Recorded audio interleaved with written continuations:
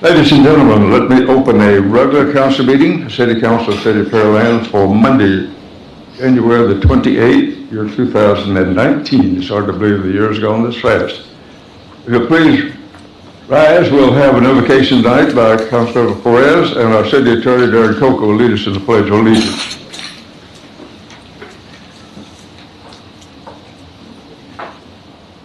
You'll please bow your heads with me. Dear Lord, help us as we navigate this agenda. Help us to make the wisest and most sound decisions for the citizens of Pearland. Help us to remember who it is that we work for and why we chose these honorable and difficult positions. Also, Lord, if you'll help to protect those overseas that are fighting to protect us, and help to protect those first responders who protect us every day. In your name we pray. Amen. Please join me in the Pledge of Allegiance. I pledge allegiance to the flag of the United States of America and to the republic for which it stands, one nation under God, indivisible, with liberty and justice for all. And now the Texas flag. On the Texas flag, I pledge allegiance to thee, Texas, one state, under God, one indivisible.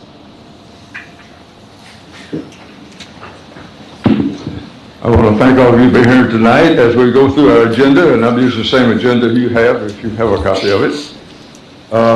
Item 3 on our agenda is roll call, and we have 2 council members that are not here, Councilmember Reed and Councilmember Owens, who are out of town, and so we have a pretty tight membership on our board here. If one of them leaves, well, we have to pull a recess because the membership requires at least 6 at the table.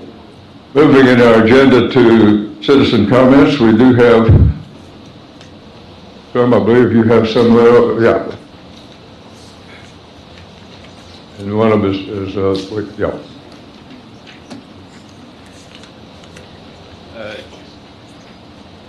We have 3 here, Mayor, all of them which wish to speak specifically on an agenda item. One wants to speak on the bond, another wants to speak on the JPH, so nothing under just general public comment. Okay. Moving it with that information in the record, moving in our agenda to item number 4, citizen comments, which you just completed. Item 5 is public hearings. There are none tonight on this particular item. Moving to consent agenda, Councilmember Carbone, would you present this for our consideration tonight? Thank you, Mayor. Approval of consent agenda items A through G, so moved. Second. Have a motion and a second. I would like to. Did you pull? All right.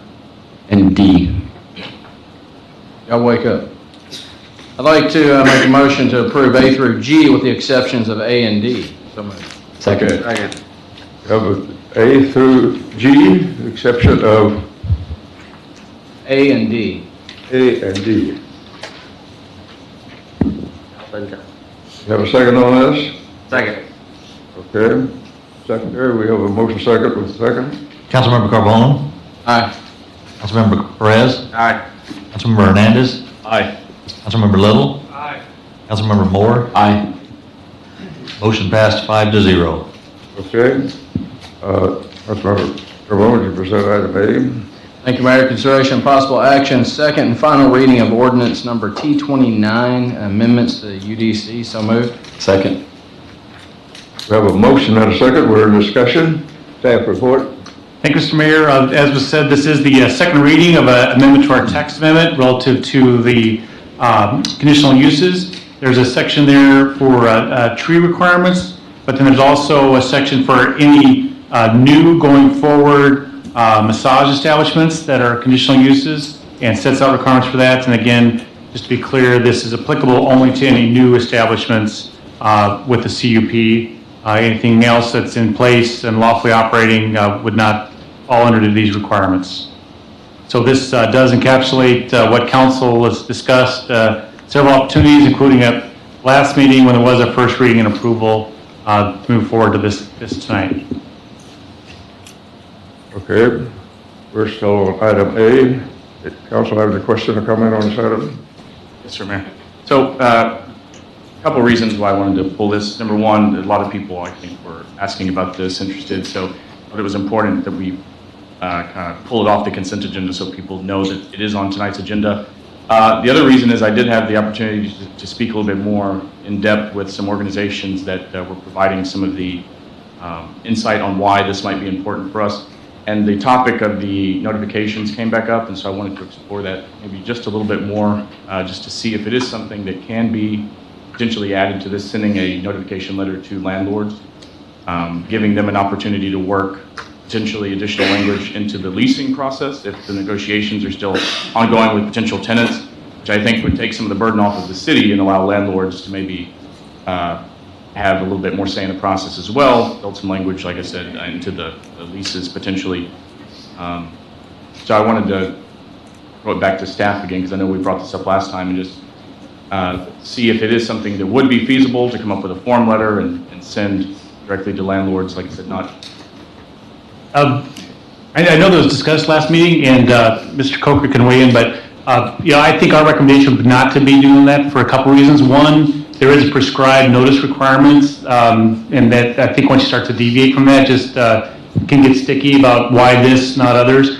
And the other more important thing I think is, we're talking about a landlord-tenant relationship, and I don't know why we want the city to get in the middle of that. Presumably, if a property's operating there and has a lease, that should all be taken care of, and the landlord should know full well what's going in there and manage that. So I don't know why we'd want to interject in the middle of that kind of relationship. So.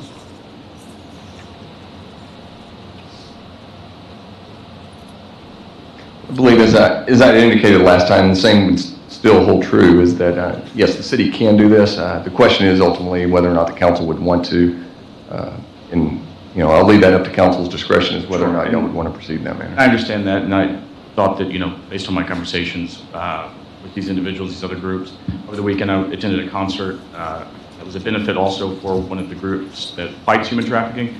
So, if there's anybody else up here, I figured I would do my due diligence and at least offer it back up, some of the rationale that's provided. So, if not, then I think we're golden.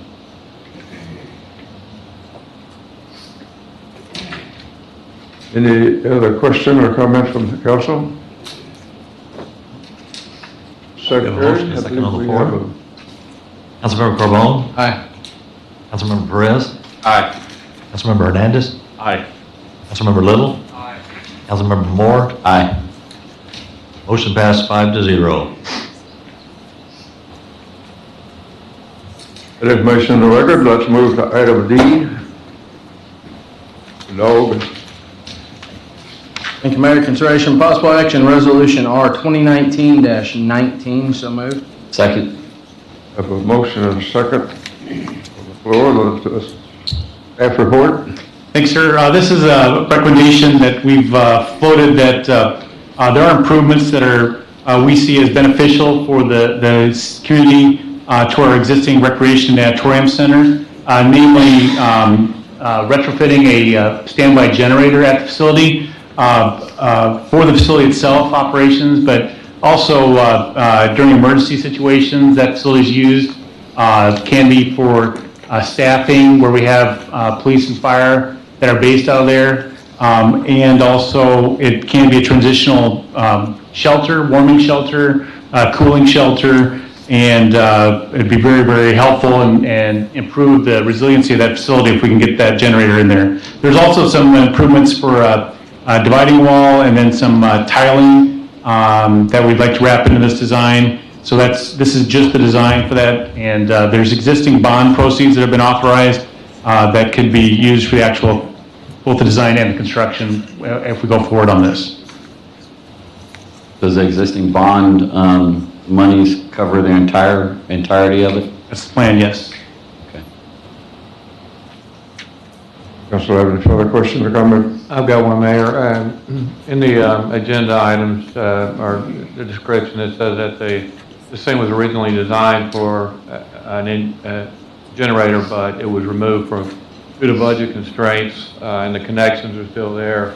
I guess my question is, why do we need $90,000 plus to go and do an engineering study now to put a generator into place? Why can't we just hook it up to the connections that are there? I'll let Robert, somebody talk about this. I don't think it's quite that straightforward, but. It sounds that straightforward, Councilman Little, but it's not. The generator and the design was set up for a 400 kilowatt portable generator that would have pigtails that you would plug into, and it only power a portion of the facility. What we're looking at is bringing in the generator size to be able to power the facility as a whole, not just a few lights and a little bit of electricity just to keep the lights on. So this would be powering the entire facility, so therefore we need to look at that. On the electrical panel itself, there needs to be some rework in there so that when the generator comes on, the entire bus bars and electrical panel will light up. So that's why we need that. It's also just the Anybody have any recognition. idea how much the membership dues over there generate annually, and what portion of the cost of operating this facility are covered by those membership dues? Separate from this, but I think we sent out something in October to the council that described that, recounts it, but the facility is definitely running above our targets for operational costs in terms of cost recovery from memberships. Off the top of my head, I think the number was like, targeted was 70%, something like that, and we're well above that, 80, something like that percent. So, and we send that to y'all, what we sent out last year. So it's, financially, it's where it was intended and should be. Okay, it just seems like every time we turn around, we're sinking more money into that place. Well, it's a building that gets used a lot, and that's a good thing. And, this is something, the generator will improve the facility, not just for, more so for these other things I mentioned, not so much operations. Thank you. Any other question or comment?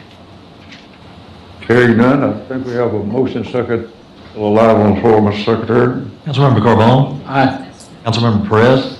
Aye. Councilmember Hernandez? Aye. Councilmember Little? Aye. Councilmember Moore? Aye. Motion passed 5-0.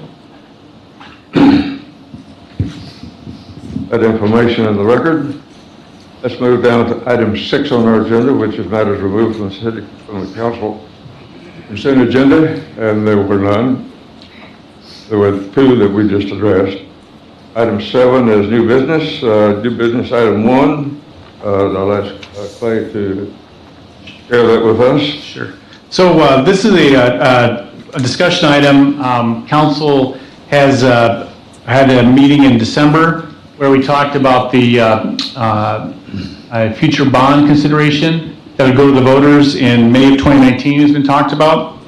And in December, you saw a list of projects that were possibilities for that as part of our capital program. This is not our entire capital program. We have other funds, from water, sewer, for that enterprise fund, from the TERS project, but and we also have certificates of obligation. But this bond proceeds, the list of the projects, we wanted to have this item just to check bases, one next to last time, to make sure that we're all on the same page, again, from what was decided in December, because when you see this in February at your first meeting, that's the last chance, if you want to have something in May, to meet a deadline for having it for consideration. So Robert's got a brief presentation just to recount that and ask him to go through that for you now.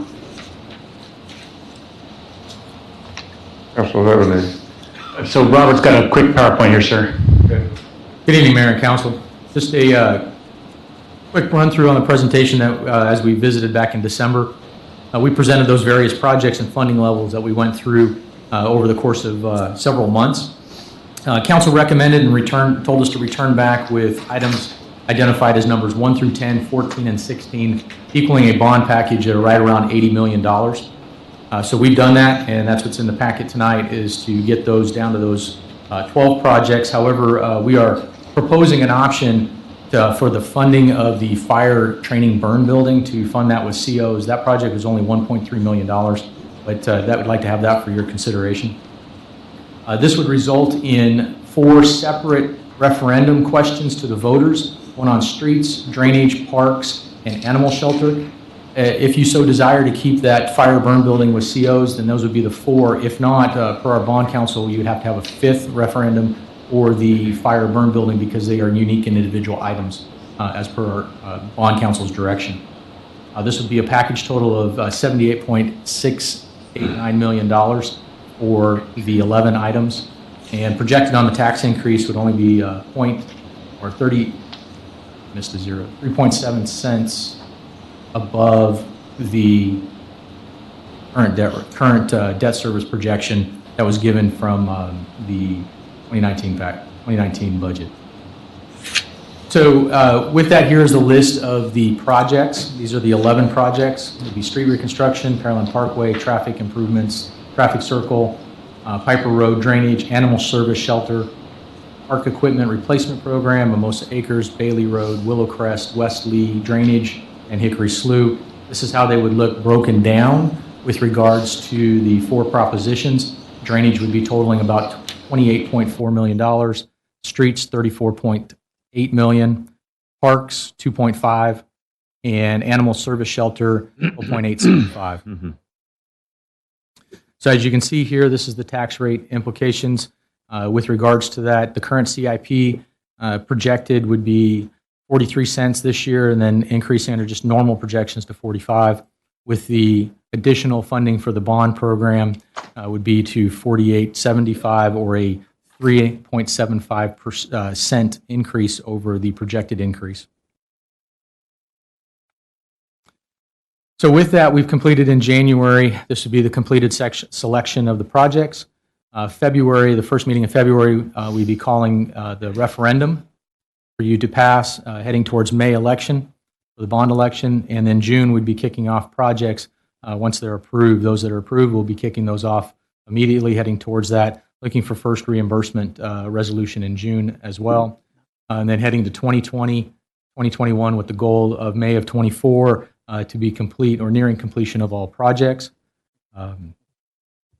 So tonight, we're requesting that you consider the funding source for the fire training building as certificates of obligation, as you've done previously in other EMS style projects. Finalize the list of projects and the size of the bond package of the 4 propositions totaling $78.689 million, and then calling for the referendum for February 11th, 2019 meeting. Thank you. So again, Mayor, this is a discussion item, just next to last chance before we prep up the actual agenda item for February to put it onto the ballot. So I think this encapsulates with the points that Robert made, what we discussed in December, but if there's anything you'd like to tweak, I'd like to know that now. Okay. I think let me open this up for council comments at this point. Mayor, before we do, we had a couple of speakers that wanted to discuss items related to the bond package. That's right. Time to We'll bring proceed them with up. that. So if Ms. Stephanie Johnson, if you'd like to come up. Ms. Johnson, if you'll state your name and address for the purpose of the record, and please keep your comments to 3 minutes. I'll let you know when you have about 30 seconds left. Thank you. My name is Stephanie Johnson. I live at 2912 Ashbrook Lane, Pearland, Texas, 77584. And I am here to speak today in support of a new animal shelter for the City of Pearland. I have been volunteering for animal services for 6 years, primarily at the offsite adoption events at Petco and previously at PetSmart. While I hear a lot of positive feedback for the city and for animal services and what they do for our community, I have heard a lot of feedback from the public during the adoption events, specifically in regard to the current animal shelter. Its size is very small. The temperature and specifically the noise kind of discourages a lot of people from visiting the shelter and spending time there, so they tend to visit surrounding towns and cities if they are looking to adopt. And so I believe if we could provide a larger building that's more welcoming, more accommodating for people to visit, they'd be encouraged to stay within the city to adopt. I believe that would increase funds to the city's department. It would improve basically the overall perception of animal services, and just think it's a positive addition, and I hope that you agree. Thank you very much. Thank you, ma'am. Next, Ms. Haley Greenway.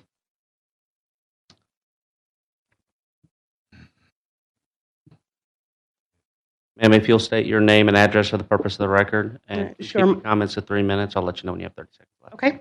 My name's Haley Greenway, 17803 Timothy Street in Pearland. As many of you know, I'm the co-founder of Pearland Pets. We're a 501c3 nonprofit organization that's run just solely by volunteers, and we exist simply to support the Pearland Animal Shelter. We've been doing this and working closely with them for the past 6 years. We spoke at the last city council meeting in support of a new shelter, and we're here again to support this as well. From what we do at Pearland Pets, we work tirelessly to help the shelter in many ways. We've worked to raise funds to purchase items that are needed for the shelter in order to help the homeless pets get more visibility. Right now, there's not a lot of visibility at the current shelter. We've helped by purchasing a mobile adoption center that is custom built and fully equipped. That's something that we donated last year, which cost about $80,000. We've also raised funds to replace items that were simply unsafe. The current horse trailer that the shelter has is rusted out and is simply unsafe to use or haul large animals. The request for a new shelter was put into the city budget, but it was cut out. We stepped up to purchase this. It's a 2019 livestock trailer. Because of the trailer type and safety aspects that was requested from the shelter, there wasn't one currently built in the state of Texas. So it's currently on order and expected to be delivered next month, and this costs about $15,000. We're also building an outdoor play area for dogs at the shelter. I don't know if you're aware or not, but right now there is no place for pets at the shelter to safely get out, run, and play. So unless a volunteer is available to walk a dog, they typically don't get out much. There's also not a place where families can bring their pet to meet a potential new family member. This could be a deciding factor in whether a pet gets adopted or doesn't. We're building this area, and depending upon exact costs, it costs between $7,000 and $10,000. Excuse me. I bring all this up because Pearland Pets hasn't done this alone. We're able to now provide about $100,000 worth of support to the City of Pearland's shelter because of the tremendous support we receive from the Pearland community, and that's the citizens of Pearland. One thing's for sure is that the Pearland citizens do certainly love their animals, and they show it by donating their time, by attending events, by donating items, by donating money, and businesses generously sponsoring us. There's certainly support here in Pearland for not only our pets, but for a new shelter. We do work tirelessly to help better the lives of the pets at the shelter and provide needed items that are not within the city budget to necessarily to provide. We have done our part, and we will continue to do our part. But now it is your turn to show your support for the pets at the shelter, and we ask that you vote yes for the new shelter we put on this bond measure for citizens to vote in May. Thank you. Yeah. Thank you, ma'am. That complete comments. That's all the comments for this item, ma'am. Okay. Our staff have made some preliminary comments. Does the council have any response on the bond issue? Come on. Yep, Mayor, thank you. Robert, would you go back to slide 2? I know you mentioned it, but just to clarify, what is the tax rate increase? It's showing 37.5 cents, but it's 3.75. 3.75 cents. Let me go up one right there. This is correct. It's 3.75 cents. Okay, all right. This is Just the wanted correct to one. clarify that. And I think this was everything we discussed in the last meeting. Yeah, that's my comments.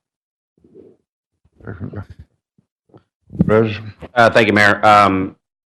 I like where we are.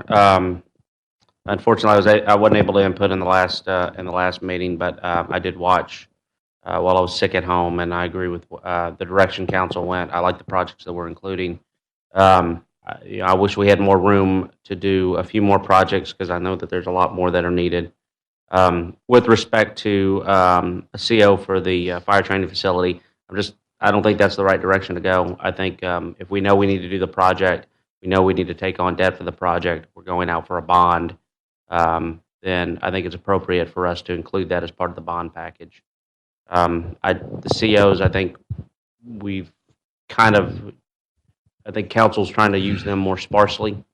I know that we built the public safety building off of COs, and there's other buildings that we built off of it. But I think considering that we're trying to ask the voters to take on debt to complete projects, there's a project we want to complete. I think it's fair to put it to them, let us know what they want to do. Hernandez? No comments, Mayor. Thank you. Little? More? I'm not particularly happy with some of the stuff in there, but the way that it's packaged, the way it's going to be packaged, so it is what it is. Okay. Mayor, can I get staff to clarify, if we did want to bring the burn building back, that wouldn't be a facility, the animal shelter and the burn building wouldn't be a facility referendum, it'd be a separate item? That is correct, Councilman Carbone. Per our bond counsel, as their direction, they are two unique individual items, so therefore they need to stand on their own merit. Okay. What would it look like if council gave direction to not use COs? You would therefore have 5 propositions. You'll have the first four, as we discussed. The fifth one will then be described as the fire facilities with the fire burn building as a standalone fifth proposition. Okay. I mean, I understand staff's position on it, but I mean, it's hard to argue when we're going out. We're gonna have a ballot. We're talking about adding a fifth measure. I'm certainly fine with that and taking it to the voters. I don't know if there's one more councilman that would like to give the voters a chance to vote on the project.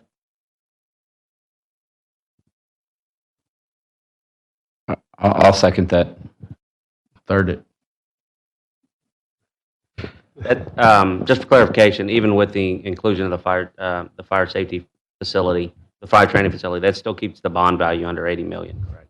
That is correct, Councilman Perez. It'll be, excuse me, the bond package will then be a total of $79,989,000. Thank you. And how many quotes did we get on the animal shelter? There's no quotes, it's just estimates at this stage and contingencies, so. Okay, because I know League City built theirs for like half of what we're asking for here.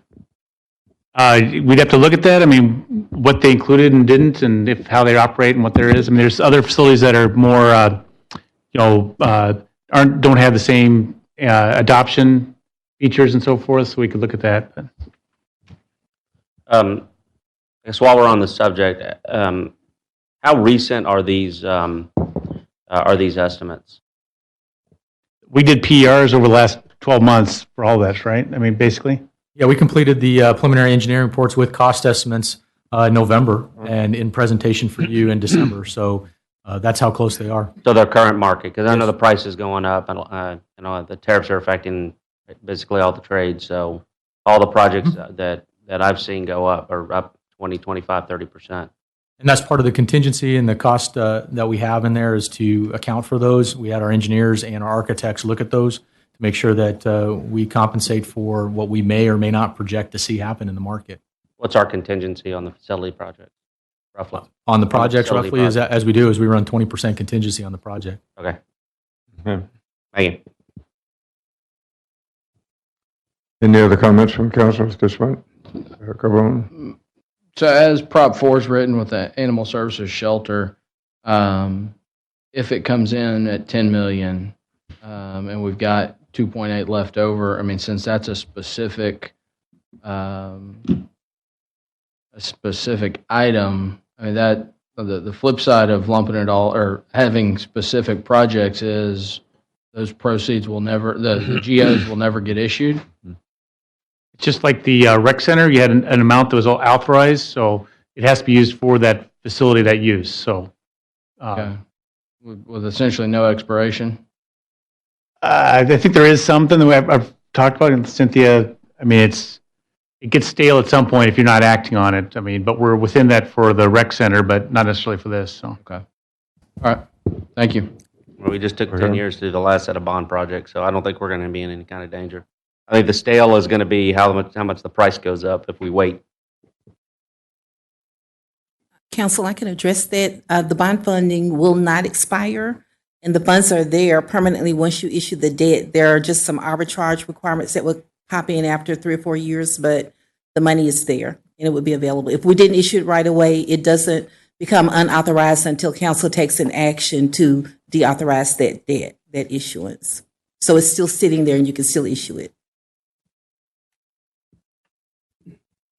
It'd be nice to see a report of all that old stuff out there and see what we need to kill before May. If you're speaking of the 07, we've got lots of things about that, so, yeah. So was the direction that council gave with 3 of us on adding the Prop 5, that good enough? Yeah, I mean, 4 would be better just when we have it next time, but I don't think that's going to change. The only last plug I'll give is it's $1.3 million.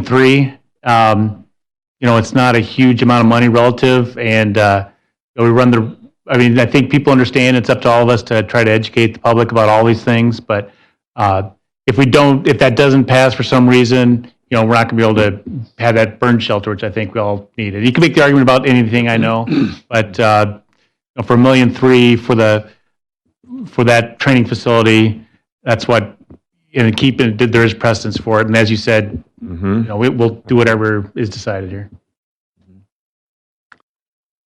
I don't believe there's an item on that agenda, that list that we had presented just a while ago that isn't needed.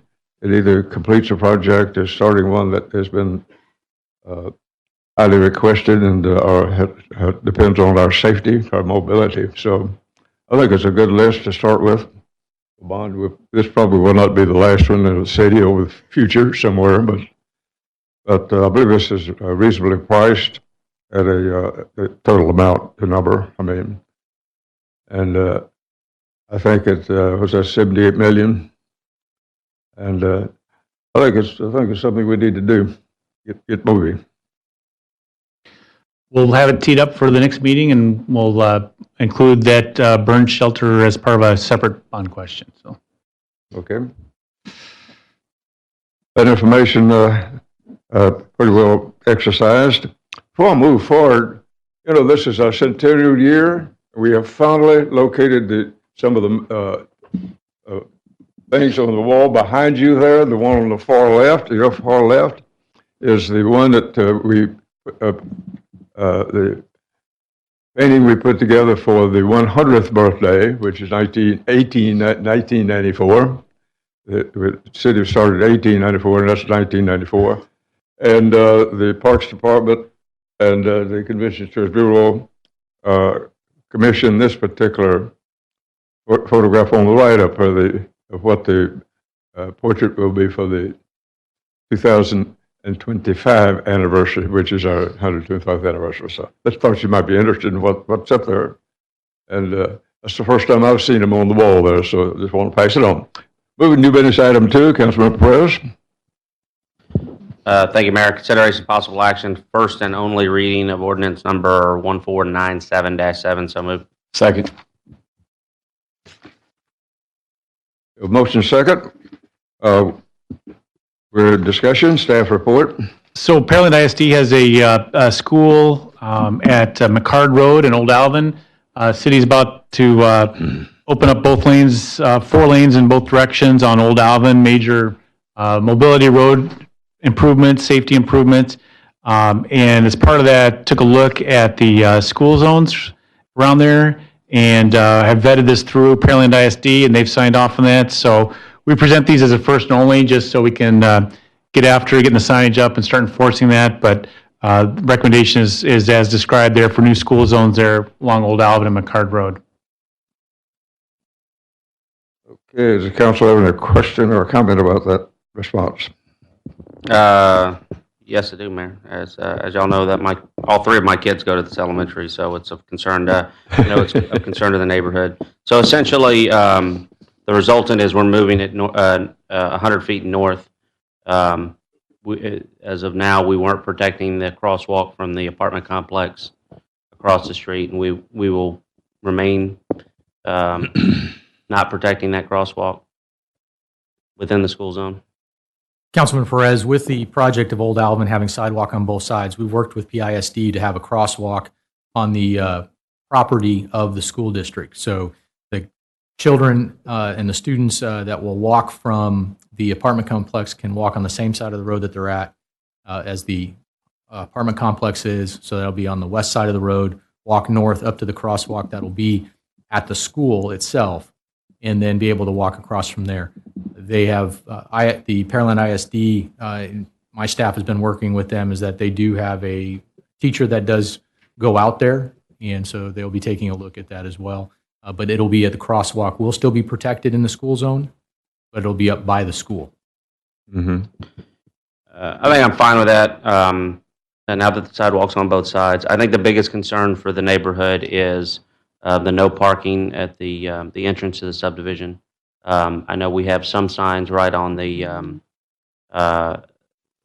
short jog of the roadway, I believe it's Shady Bend, that goes directly into that section. But there's a lot of clogging both north and south of the road, and I know there's been several requests, mine included, about making sure that we have some no parking signs during school hours that extend somewhat in the subdivision. It just gets real dangerous in there for all the pedestrians as people are weaving in and out of the cars trying to get into the intersection. If we could add those signs, I know that we've talked about doing a study. That I imagine that study has to have been completed by now. So if we can add that signage as part of this, I think it'd be very much appreciated by the subdivision. Councilman I understand that Dr.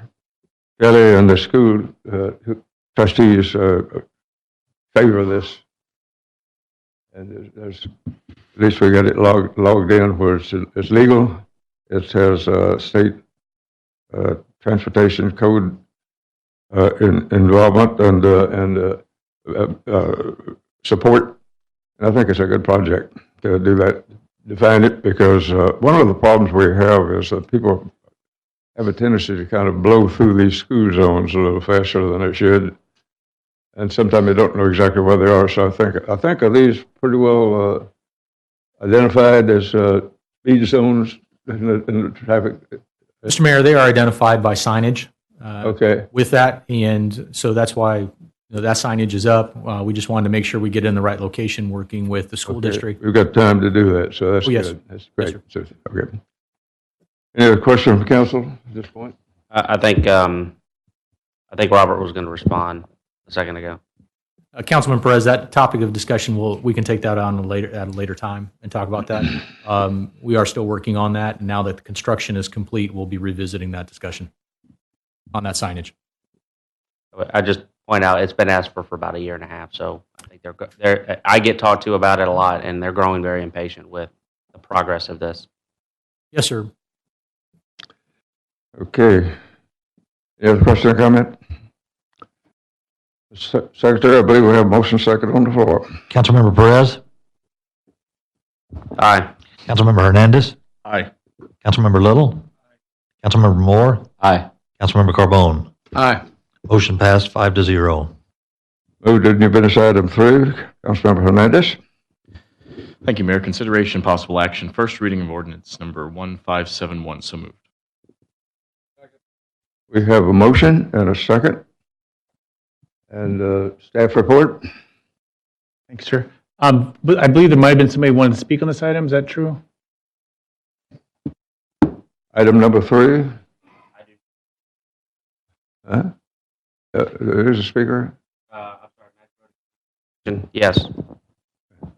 Thank you. Manuel Lopez. Okay. If you'll please state your name and address for the purpose of record, please keep your comments to 3 minutes. I'll let you know when you have 30 seconds left. Yes, sir.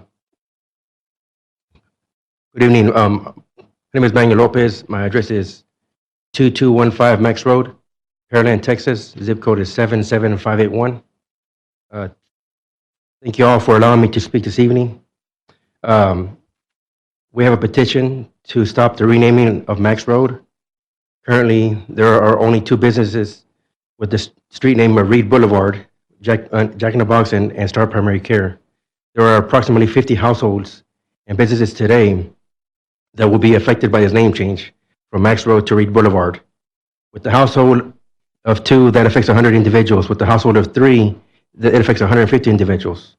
This includes having to change their addresses with credit card companies, tollway authorities, doctors, employers, federal government, utility companies, schools, mortgages, retirement accounts, driver's license, which incurs a fee, and the list is endless. The name change does not only affect individuals currently affected by the expansion, but it will also affect all the homes between Max Road and expand it even further towards the Beltway. When individuals move to another location, they of course have to change their address with all entities listed before, but that was their choice to take on that burden. In addition, Max Hernandez is who Max Road was originally named after over 60 years ago. Max Hernandez actually lived on Max Road and worked the land as a farmer. It would be an insult to his family, his legacy, to change the name. There are numerous roads in Pearland that are not named after a particular family that can be changed, or better yet, there are new streets being created on a regular basis, and the name change would have no effect on that, have the name of Reed in order to honor the mayor's legacy. I have a signed petition of individuals that would be affected by the name change who do not want Max Road's name changed. Please consider a park, a library, or any other public building. I hope you take this into our concerns into consideration and do the right thing.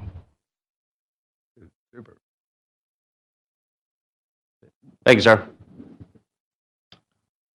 That's all the public comments for this item, Mayor. Okay, put that information in the record. Staff report. Sure. So this agenda item is street renaming for 2 separate sections. One is for Zielinski Park. There's a road to the north of that has no name. It's platted right away, but just never officially got named. We're suggesting that be to Zielinski Drive. But then also the one that's up there now, if we can scroll back to that, please.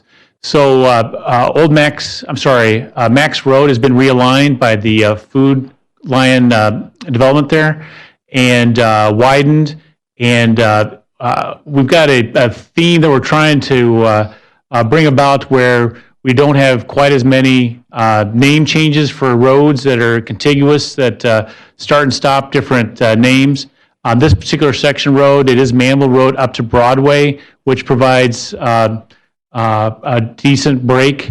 But then north of Broadway, we're suggesting that that existing section of Reed Boulevard be renamed, that stay Reed Boulevard. But then the next section up there, where it says proposed Reed Boulevard, that currently is Max Road, but that's been realigned, that goes over to Reed Boulevard. And then the section that's a cul-de-sac that's getting stubbed off there, rename that to Old Max Court, so that name is maintained, but it's defined for that small section and has that designation.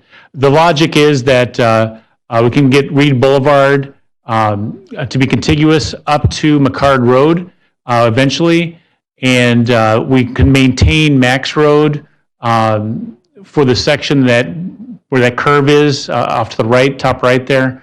That can remain Max Boulevard, so that would stay as well. But that way we've got Reed Boulevard basically from Broadway up to McCard Road eventually with our street master plan. So the advantage for having some continuity in these is, for the traveling public, we got to think about these things long term, I think. And this is the right time to do it with the road construction that's happened. And then also emergency responses, just the traveling public, everything else. It just makes everything much simpler if there's some logic to it, and we can have roads that don't quite as much start and stop and have different names on the same road. So that's the rationale there. And again, with the Max Road construction, it gives us a good opportunity to do that and sets a new name for this Max Road section. Yeah, one of the benefits of that would be that a Max Road, when it gets up past McCard Road, it then goes into Brookside. And this way, it's a regionally roadway that's already named. It goes into Brookside. The rerouting, the way you've done the Reed Boulevard part, it swings up and then swings around and still remains inside of the city of Pearland and does not go into Brookside. And therefore, we have full control from McCard Road all the way to the Beltway 8. So that's one from a city's control over the roadway. We lose it when we get to the Brookside. That's another good point to that, sir. Yep. Councilor, have a question or comment on this item? Thank you, Mayor. Yeah, I mean, that was the first thing that I saw when this agenda item came up is we're affecting, I don't know, 20 plus addresses. And I grew up on 518 and I had a West Broadway address, a FM 518 address, and I had 3 different addresses. And so I get the confusion of trying to change the address, and the post office would deliver to one and UPS would have to go to the other, but the electric company had a different one. So frustrating as can be, I guess I don't know what that's, I mean, so the easy thing is you change Reed Boulevard right now that has 2 businesses on it to Max Road, but then we still have to do something with Max Road up on the north side. So I've been struggling with this one. I don't know if there's an easy answer that doesn't affect a slug of homeowners at some point. Maybe a address coordinator or someone can help us figure this out if there's an easy answer, or an engineer. I think that's what they proposed. There isn't an easy solution. I mean, I think Max Road is probably more historic and has more addresses that are affected. Reed Road has less addresses that are affected. I think it's inarguable. It needs to be a contiguous road and needs to have a contiguous name. We had the same conversation about Magnolia Parkway and John Lizer. Certainly, the honorarium of who it's named after is important. So with Reed Boulevard is important. Those things are what need to be factored. But I don't know how to come up with an answer that doesn't affect a significant amount of people.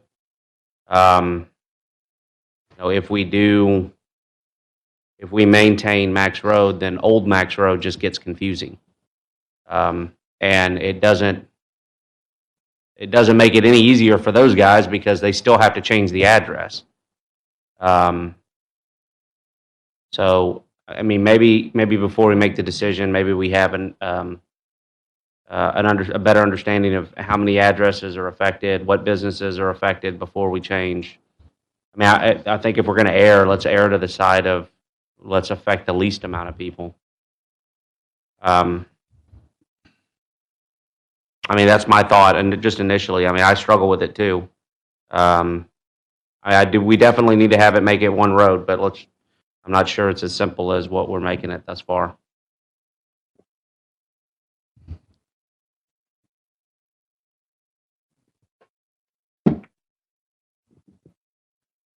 Okay, any other comments from council at this point?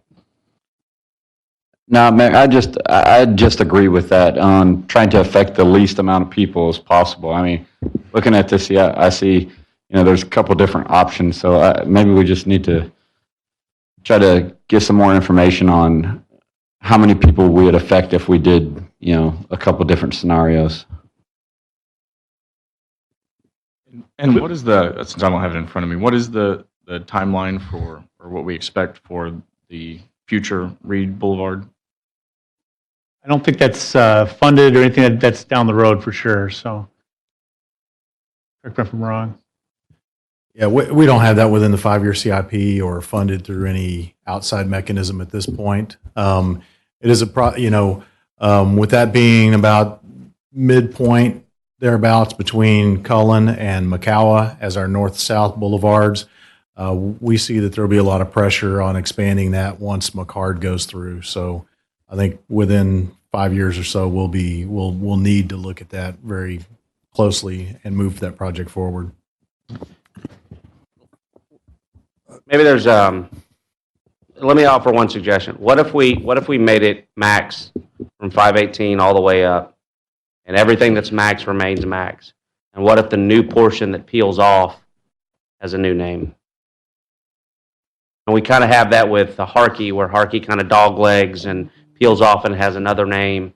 I know it's not the cleanest solution, but there's not really a clean solution. I think the difficulty in that is that you're going to have basically an intersection between the to remain max and Reed Road, with Reed Road being the through boulevard as proposed here.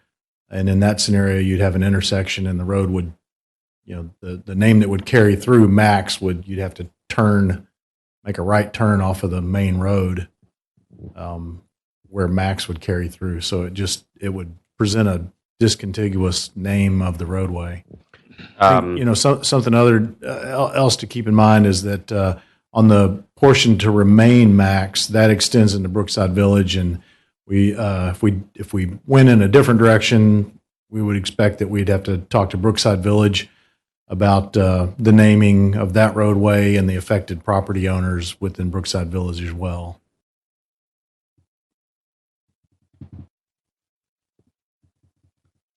There are approximately 31 addresses that are affected by this proposal in Pearland that are max that would be changed to Reed. There are additional ones that already would need to be renamed to some extent because they're on what we're proposing as Old Max Court and is now a stub of a road. So that needs to be remained. But that portion of max that would be renamed Reed under this proposal, approximately 31 addresses, and a couple of those are electric meters, that sort of thing. How many are affected on Reed? Let's get the food. Right now, none are affected on Reed, so it would depend on if you change Reed to something else, we'd go back and look at that.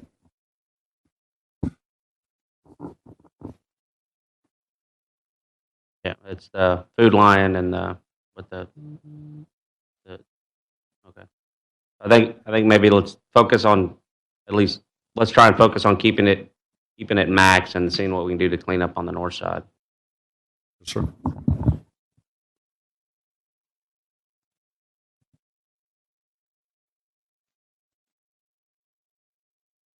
Does any of the council comments? Do we need? Well, as far as the impact to the citizens, to me, it makes sense from Broadway up to where it branches off to the left, keep it Max Road, and then name it Reed Road from there on. We got a motion to postpone this.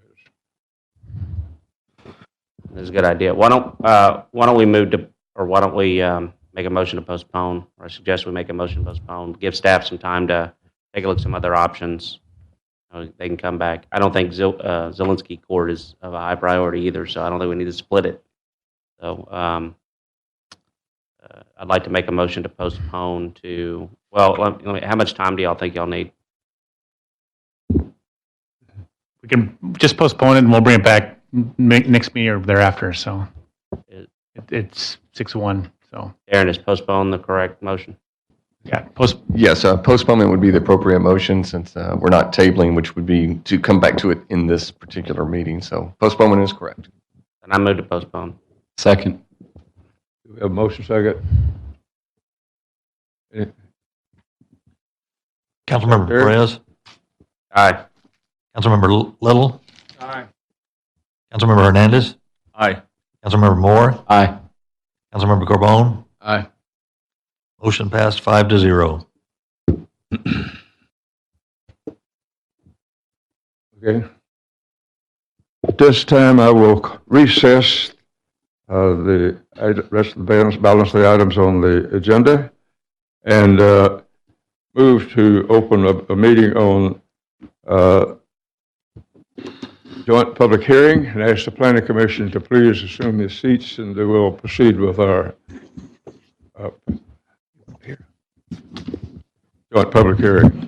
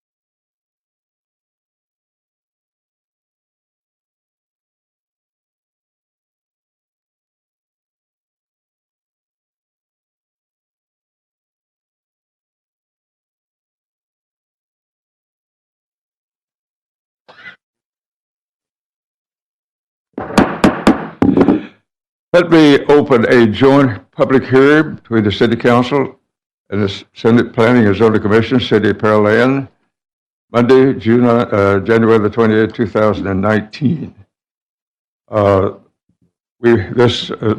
This is a result of a recess of the council agenda. As we proceed, and I'll ask staff to make the appropriate comments at this point. Yes, sir. Thank you. Before I get into going through our whole agenda, just to let certain members of the audience know, if you are here for the grand duplex item that was pulled by the applicant, it will be reposted for the February joint special meeting. So thank you for coming out, but if you wish to stay and see how things work, you're more than welcome to, but I want to give you all the opportunity to not be here if you don't want to be here because that item will not be on the agenda.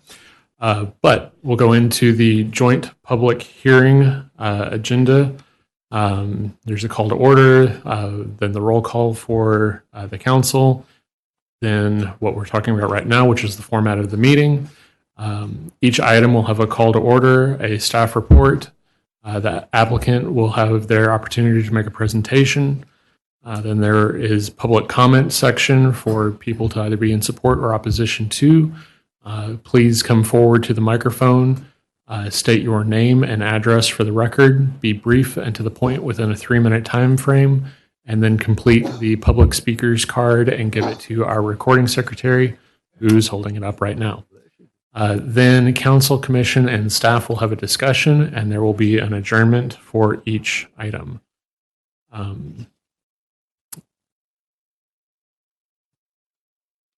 For the joint public hearing, we have 2 items on the agenda. The first is Midtown at Magnolia for plan development amendment, and the second is for a zone change for a piece of property on Bailey Road. And we can. That completes your comments? Yes, sir. Good. Let's move in our agenda.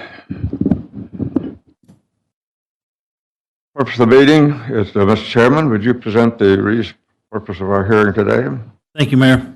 This is zone change application number zone 18-00022. This is a request of Alan Mueller, applicant on behalf of Marilyn Ballard, owner, for approval of amendments to the regulations of the Midtown at Magnolia plan development regarding the townhome development tract on approximately 7.443 acres of land. This is south of 7110 Magnolia Road. Okay, thank you, sir. Moving to item number 2, application information case summary, staff report. Thank you, Mayor. Good evening. This is a request for approval of amendments to the regulations of the Midtown and Magnolia plan development. The plan development is comprised of 3 parcels. The northwestern parcel is currently being developed as a pharmacy, and an undeveloped parcel with a base zoning of office professional district and an undeveloped parcel zone for townhomes. The applicant seeks to amend the plan development regulations pertaining to the townhome tract.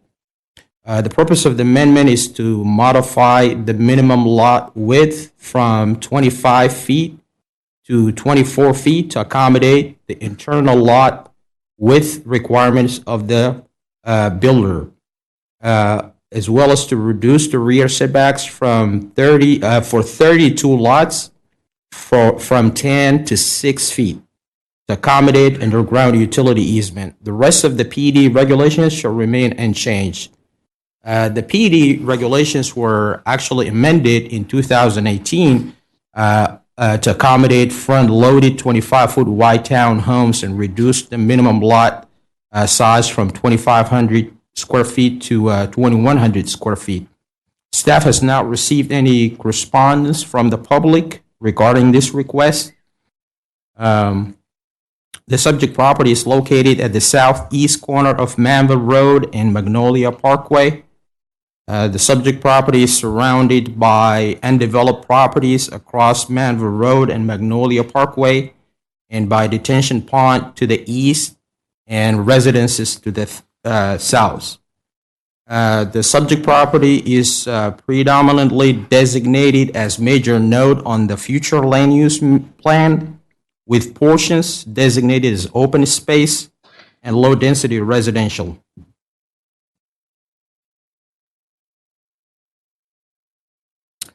This slide here kind of presents a summary of the proposed changes to the PD amendment. You can see the lot size being reduced from, the rear setbacks being reduced from 10 to 6 on block 1 and 2, and as well as the lot width from 25 to 24 feet. And the second table kind of gives you a comparison of the amended standards with comparison to the townhome standards that's in the UDC. This slide presents the conformity table and shows that the proposed changes are in conformance with the future land use plan and as well as the thoroughfare plan. And the property has been platted before. Utilities are available to this site.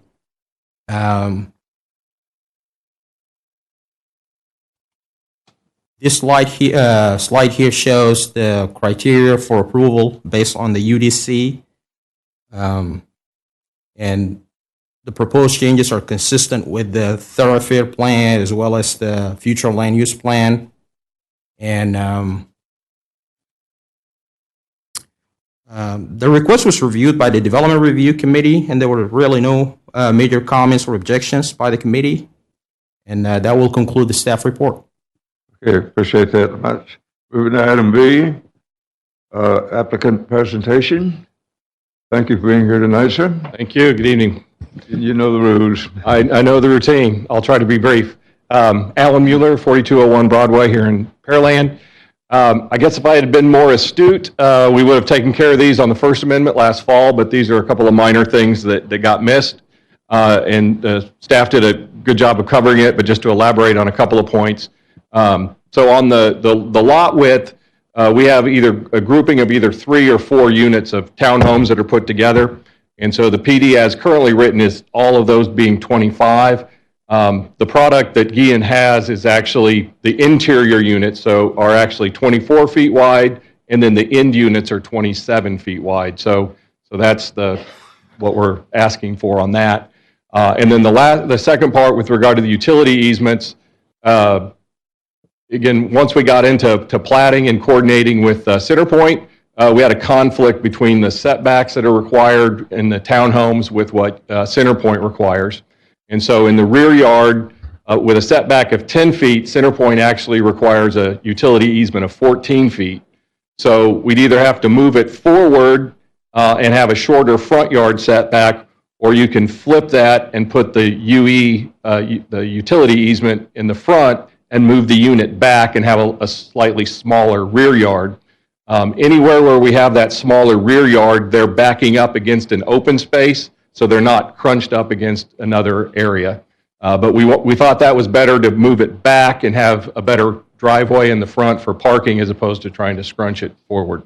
So those are really the two main things. Those are the only two main things. I don't believe Mrs. Bullard is here this evening, but at the appropriate time, if you have questions, be glad to answer them. Thank you. Okay. Appreciate that. Move to item C, staff wrap-up comments. No, sir. Okay.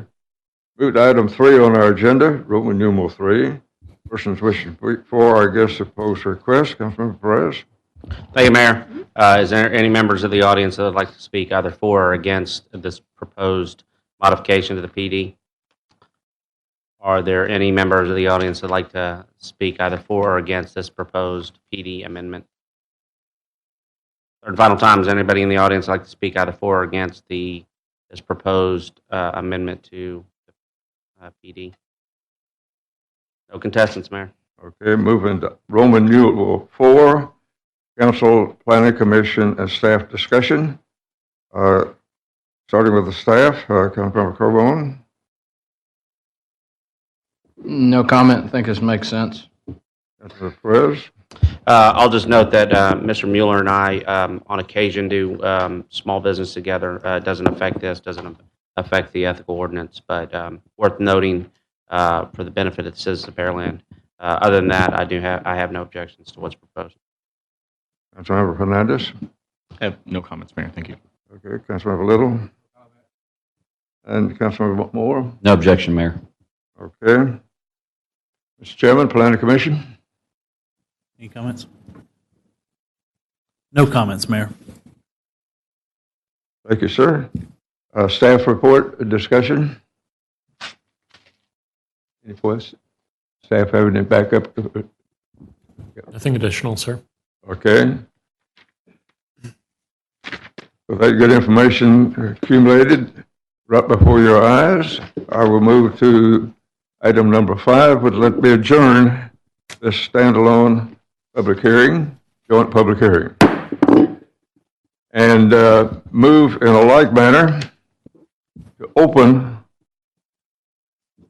a joint public hearing with purpose of hearing the chairman of the Planning Commission. Thank you, Mayor. This is zone change application number zone 18-00023. This is a request of Spencer Marston, applicant on behalf of Norman W. Hicks Sr. and Sheila Hicks, owner, for approval of a zone change from the interim zoning classification of Suburban Development SD District to Neighborhood Service District NS on approximately 3.1988 acres of land proposed for annexation. The general location is east of Charles Avenue, west of Pearland ISD, West Bus Barn, north of intersection of Bailey Road and County Road 101C, with an approximate address of 7409 Bailey Road. Complete that. Okay. Move into application information case summary, staff report. Thank you, Mayor. So the next application is for approval of a zone change from interim zoning classification of suburban development to neighborhood service for a property located approximately at 7409 Bailey Road with future land use of low-density residential. Staff has not received any written correspondence or phone calls against or in favor of the proposed zone change.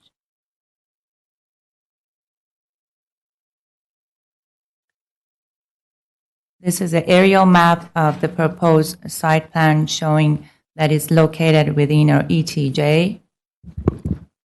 And the part that is being asked for a zone change is the portion along the frontage.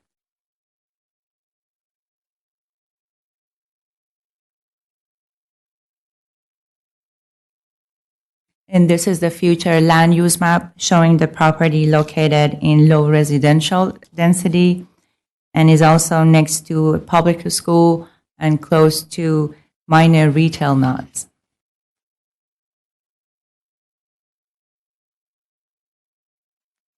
The proposed zone change is not in conformance with the future land use map. However, as you notice in the map, the property is next to a public school and close to retail node, and neighborhood service would be the most restricted commercial for major residential area.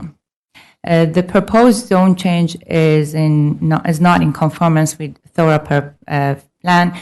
Bailey Road is a major collector with 120 feet, but is planned to be widened.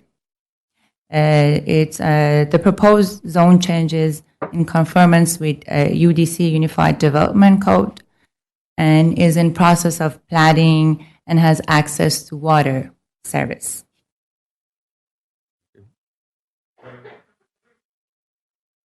That completes your staff report. This is the criteria for approval showing that the proposed use is compatible with the surrounding development as in conformance with existing public services and utilities. And that completes the staff reports. Thank you. Okay, thank you so much. Item B would permit the applicant to speak at this point. Please come forward. The podium is yours. Remember the rules we have. Give us your name and address and confine your comments, Pastor. Thank you. Name is Spencer Marston with the engineering firm Linfield Hunter and Junius, and in representation of our developer, the Overland Group. And if there's any questions that the council has or planning commission, feel free. Good. Thank you so much for being here. Appreciate it. Let's move to staff wrap-up comments. Just one thing that I would like to remind everyone, this is going, or since we passed the resolution earlier, this is going for annexation. So when council sees this, next time it will be just after council adopts the annexation ordinances. So this will have a bit of a delay simply because the property is not within the city yet. And that completes staff. That's good. Just to clarify for the record that the property owner, the property owner has petitioned the city to annex the property in the city. And of course, that was on the consent agenda earlier this evening to move forward with that annexation at the request of the property owner. Good. Let's move to persons wishing to speak for or against the proposed request. Councilman Perez. Thank you, Mayor. So is the, do we know if the owner's petition to be annexed is in conjunction with the zone change? Are they hoping to be in the city so they can get the zone change? Or is that, I mean, I'm just not understanding why they're petitioning to be annexed and then try and change the use when they don't have use restrictions as it is now, other than, I guess, that first portion. I think if somebody else wants to interject, but that's fine. But I will let you know that there have been ongoing discussions with the property owner. The property owner currently has a development agreement with the city. As you know, the properties along Bailey in that area were annexed in 2015. State law requires us to offer anybody that has ag exempt property an opportunity to be exempt from that annexation to pursuant to a development agreement. And that development agreement allowed them to essentially not be annexed for a 5-year period. So in 2020, per that agreement, the city would move forward with annexation. There was a provision in the agreement that says if they try to develop that property prior to 2020, then they would go ahead and petition the city for annexation early. That is what has occurred. There is the possibility, obviously, if the city could annex the property and the property could still not be zoned according to what they're requesting. That is a possibility. I'll just open it up there. Mayor, if it's appropriate, before we continue with the council comments, I think it's a good opportunity for us to allow anybody who wants to speak for or against this proposed zone change. I think my fault that we unintentionally skipped that step. So if that's okay with you, Mayor. Yes. So if there is anybody in the audience that'd like to speak either for or against this proposed zone change. Hi, my name is Mona Miller, Infinity Real Estate Group. I do represent the sellers. I apologize for my voice. It's just not working today, so I'm sorry. They are asking for the annexation and the zone change, hoping to run these concurrently. We are also going through the platting process. They have lived here for years and years. This is their retirement plan, so we hope to see everything go through. The owners are here. If you have any questions for them, I'm sure they'll be glad to answer those. And I'm here, to answer anything I can. Good. Thank you. Is there any other members of the audience that'd like to speak either for or against the proposed zone change? Second time, is there any member of the audience that'd like to speak either for or against the proposed zone change? Third and final time, anybody in the audience would like to speak either for or against this proposed zone change? I said, Mayor. Okay. Moving in our agenda also for City Council, Planning Commission, and staff discussion. Let's start with the City Council and Councilmember Moore. Thank you, Mayor. I don't really see an issue with changing this to neighborhood services. It's kind of a hodgepodge out there right now, so I don't see any issue with it. Councilmember Little. Councilmember Hernandez. No comment, Mayor. Councilmember Perez?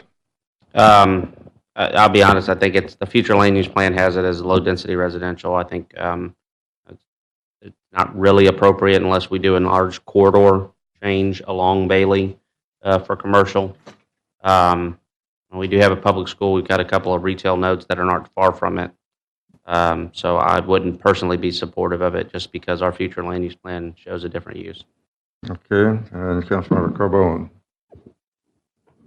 I'm in favor of it, and I think if you look at prices along that road, it's not going to be supportive of low-density residential. It's going to be commercial at some point. I think this is just a start, but I'm supportive of this zone change.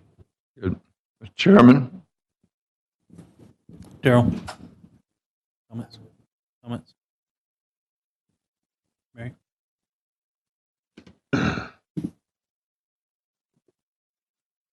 I think it's probably a good idea. No further comments, Mayor. Okay, moving to staff discussion report. Mayor, before we do that, staff, I think there's some merit to the conversation of whether the north side of Bailey needs to be residential or commercial. I think the other council members seem to feel comfortable that commercial is appropriate there. I don't know when we have a future land use plan or rezoning connected for that region, but that may be something we want to look at in the future, maybe to avoid some of this, because I think there's a possibility that we may get more of these zone changes for these along the north side of Bailey, particularly after we've expanded the road. Okay. Does staff have a response to that? Understood. Good. Thank you. Appreciate that. Item 5 on the agenda says I can adjourn this particular project, which I do. I adjourn and move to a group called special meeting at this time. And the special meeting starts with a little bit different than the others in the organizational structure, which is called Order of the City Council and the Planning and Zoning Commission. Roll call for City Council is all of our council members are here except for Councilmember Owens and Councilmember Reed. Mr. Mayor, the Chairman? Planning and Zoning Commission are all present except for Troy Pradier. Okay. This is a joint joint special meeting, number 1. Mr. Chairman, would you enter in the reason for our meeting? Thank you, Mayor.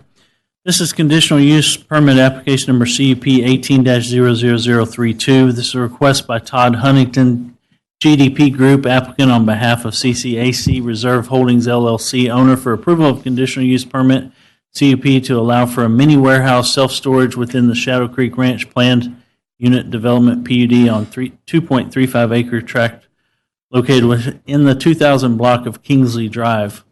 The general location is 2000 block Kingsley Drive. Okay, moving to item A, which is application information case summary, staff report. Thank you, Mayor. This is a request for approval of a conditional use permit to allow a mini warehouse self-storage within the Shadow Creek Ranch plan development. The applicant proposes to develop 132,480 square foot, 3-story self-storage facility on a 2.35 acre tract located at the southeast corner of Kingsley Drive and Shadow Creek Parkway. Subject property is designated for commercial uses on the master land use plan of the Shadow Creek Ranch plan development, which permits a wide variety of businesses characterized by those uses that require extensive amount of land for the conduct of business. Mini warehouse self-storage is defined as a facility with enclosed storage space divided into separate compartments, which is provided for use by individuals or businesses in exchange for the payment of rent, typically on a monthly basis. Staff has not received any correspondence from the public regarding this request. The subject property is located at the 2000 block of Kinsley Drive, just south of the intersection of Kinsley Drive and Shadow Creek Parkway. Subject property is bounded by the remaining undeveloped portion of this tract to the north, and by apartments to the east and south, and by undeveloped land to the west across Kinsley Drive. Subject property is designated on the future land use plan as a retail, offices, and services. This slide here presents a survey map of the subject property. And the next slide is proposed site plan. You can see a 3-story building, about 132,000 square feet, with 2 driveways from connected to Kinsley Drive. And this is a typical floor plan of the development. And the next slide is the proposed elevations for the development. This is kind of a slide that shows the locations of all self-storage facilities throughout the city. And you can see there are a couple of self-storage facilities that are located on the west side of 288, but south of Broadway. So one in kind of zone 2 and one in zone 1. The rest of the facilities are actually located on the east side of 288.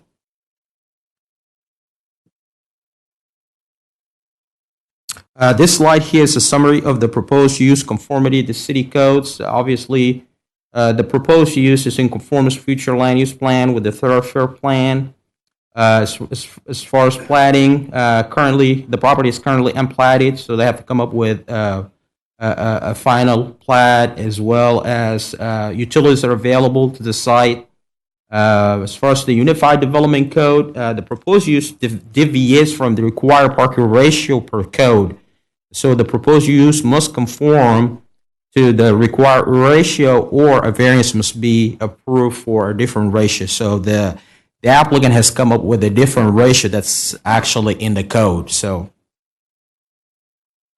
this is the criteria for approval, and this development kind of misses one criteria, which is the incorporating features that minimizes the adverse effect. And we kind of noticed that there's just not enough of landscape buffers that would incorporate some vegetation that would actually buffer this development from the apartments to the east and south. So we make kind of a few recommendations, and I'm going to get to that in a minute.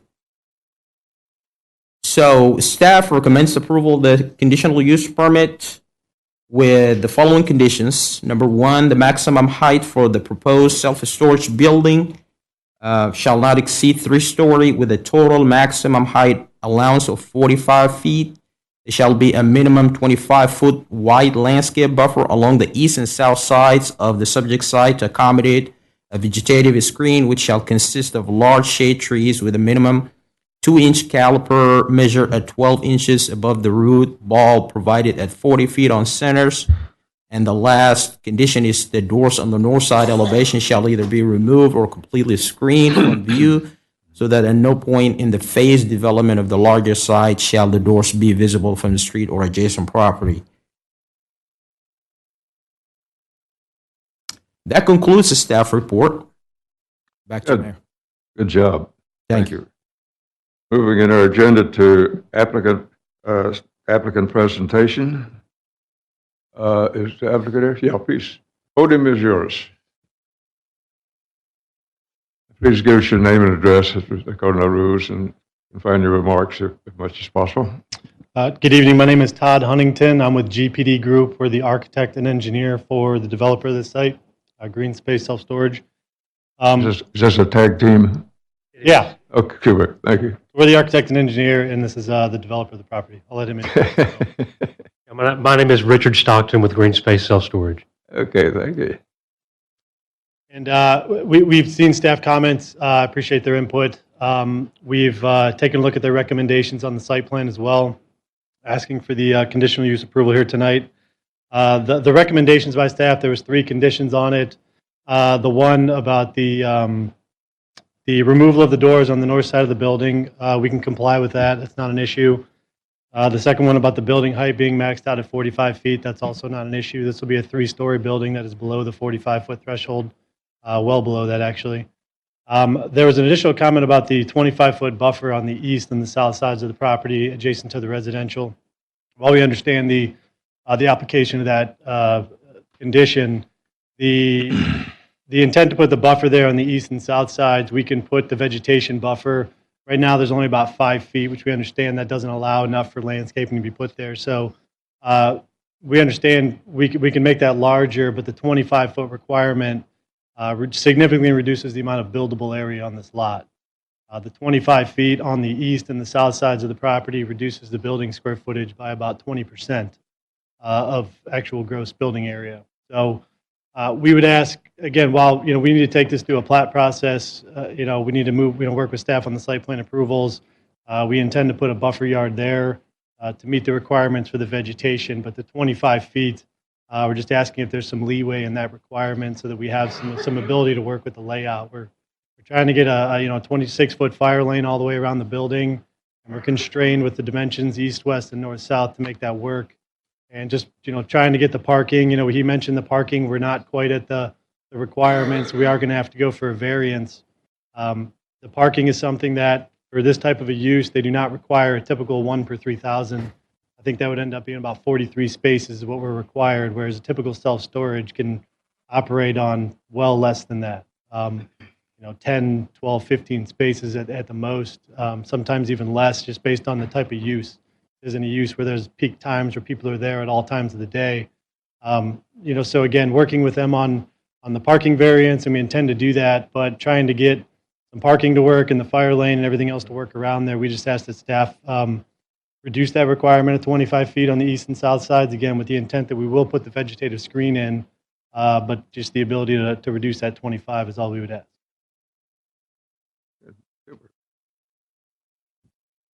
Well said. Good. I appreciate your comments. Thank you. Moving in our agenda to item 3, which is person wishes to speak for or against the proposed. I'll ask Councilmember Perez. Thank you, Mayor. Are there any members of the audience who would like to speak either for or against this proposed conditional use permit? Any members of the audience that would like to speak either for or against this proposed conditional use permit? Third and final time, any members of the audience like to speak either for or against this conditional use permit? No takers, Mayor. Okay, thank you. Moving to item number B on our agenda, Planning Commission, Council, and Staff discussion. Starting with the Planning Commission, Mr. Chairman. Thank you, Mayor. We'll start with Mary. I don't have any objection. I don't have any objection. My big concern is with the attempt to get the barrier reduced. Living behind the 3-story building myself, it's not, I don't like the smaller barrier and only vegetative barrier personally. I don't think that the people who are renting out the apartments are going to like it. It's a pretty significant building. It's going to be taller than the apartments right next door. And I'm a little shocked that the apartment complex people are not here speaking out against it. So I think any reduction in the standard barriers for significant 3-story buildings really shouldn't happen. Delaney. I was looking at the map. How close is the nature trail and the nature park to the building? Can you go back to the map? Not that one. Not that one. Sorry. One more.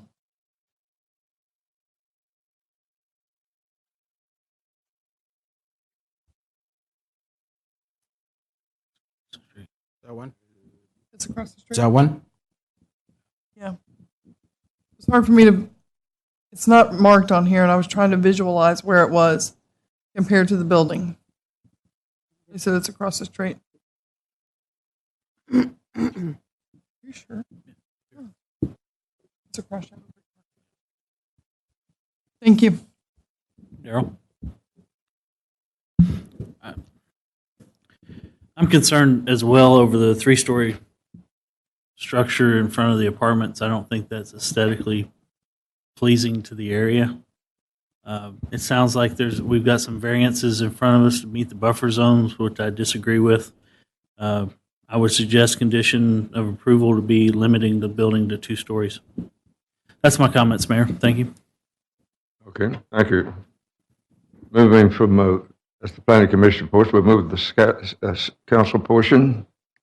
Started with Councilmember Carbone. Thank you, Mayor. Could you pull the site plan up? I guess if the applicant can step back up, because I mean, what I'm looking at on the east side, that's what, a 3-foot, 3-foot easement or 3-foot landscaping buffer? Yeah, right now it's 3 feet, and we recognize that is not sufficient to provide the proper landscape screen there. And just to clarify, the 25-foot buffer requirement, the east side, based on the way this building lays out, from east to west, there's the main entrance drive off of Kingsley that kind of cuts off the southwest corner of the property. Hinders, that's kind of why we had to have a notch in the southwest corner of the building. That hinders how much we can really do. The ability to put the 25-foot buffer on the east side, we can do that by shifting the building to the left a little bit. We can maneuver the parking. The biggest issue is the south requirement. There's a driveway that basically goes, as it kind of curves in, it goes east and west. There's an 8-foot brick wall there. There's already about a 12. If you look at the site plan, it's really hard to tell, but there's a brick wall basically right along the property line. And there's already about a 12 to 15 feet landscaping on the south side of that wall.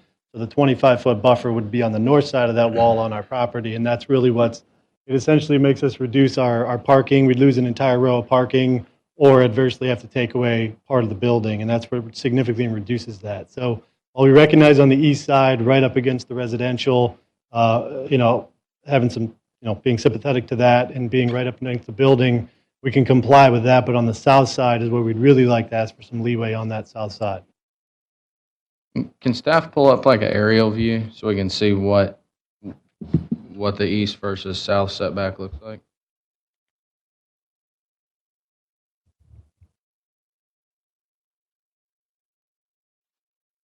Can I show you this? Please. Oh. Okay.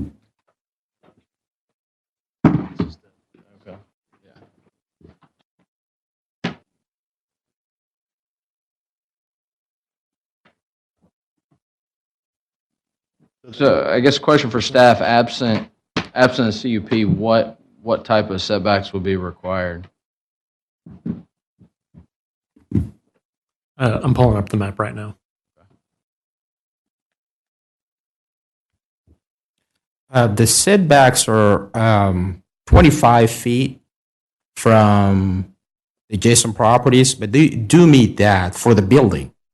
We're talking about the landscape setback. That's the...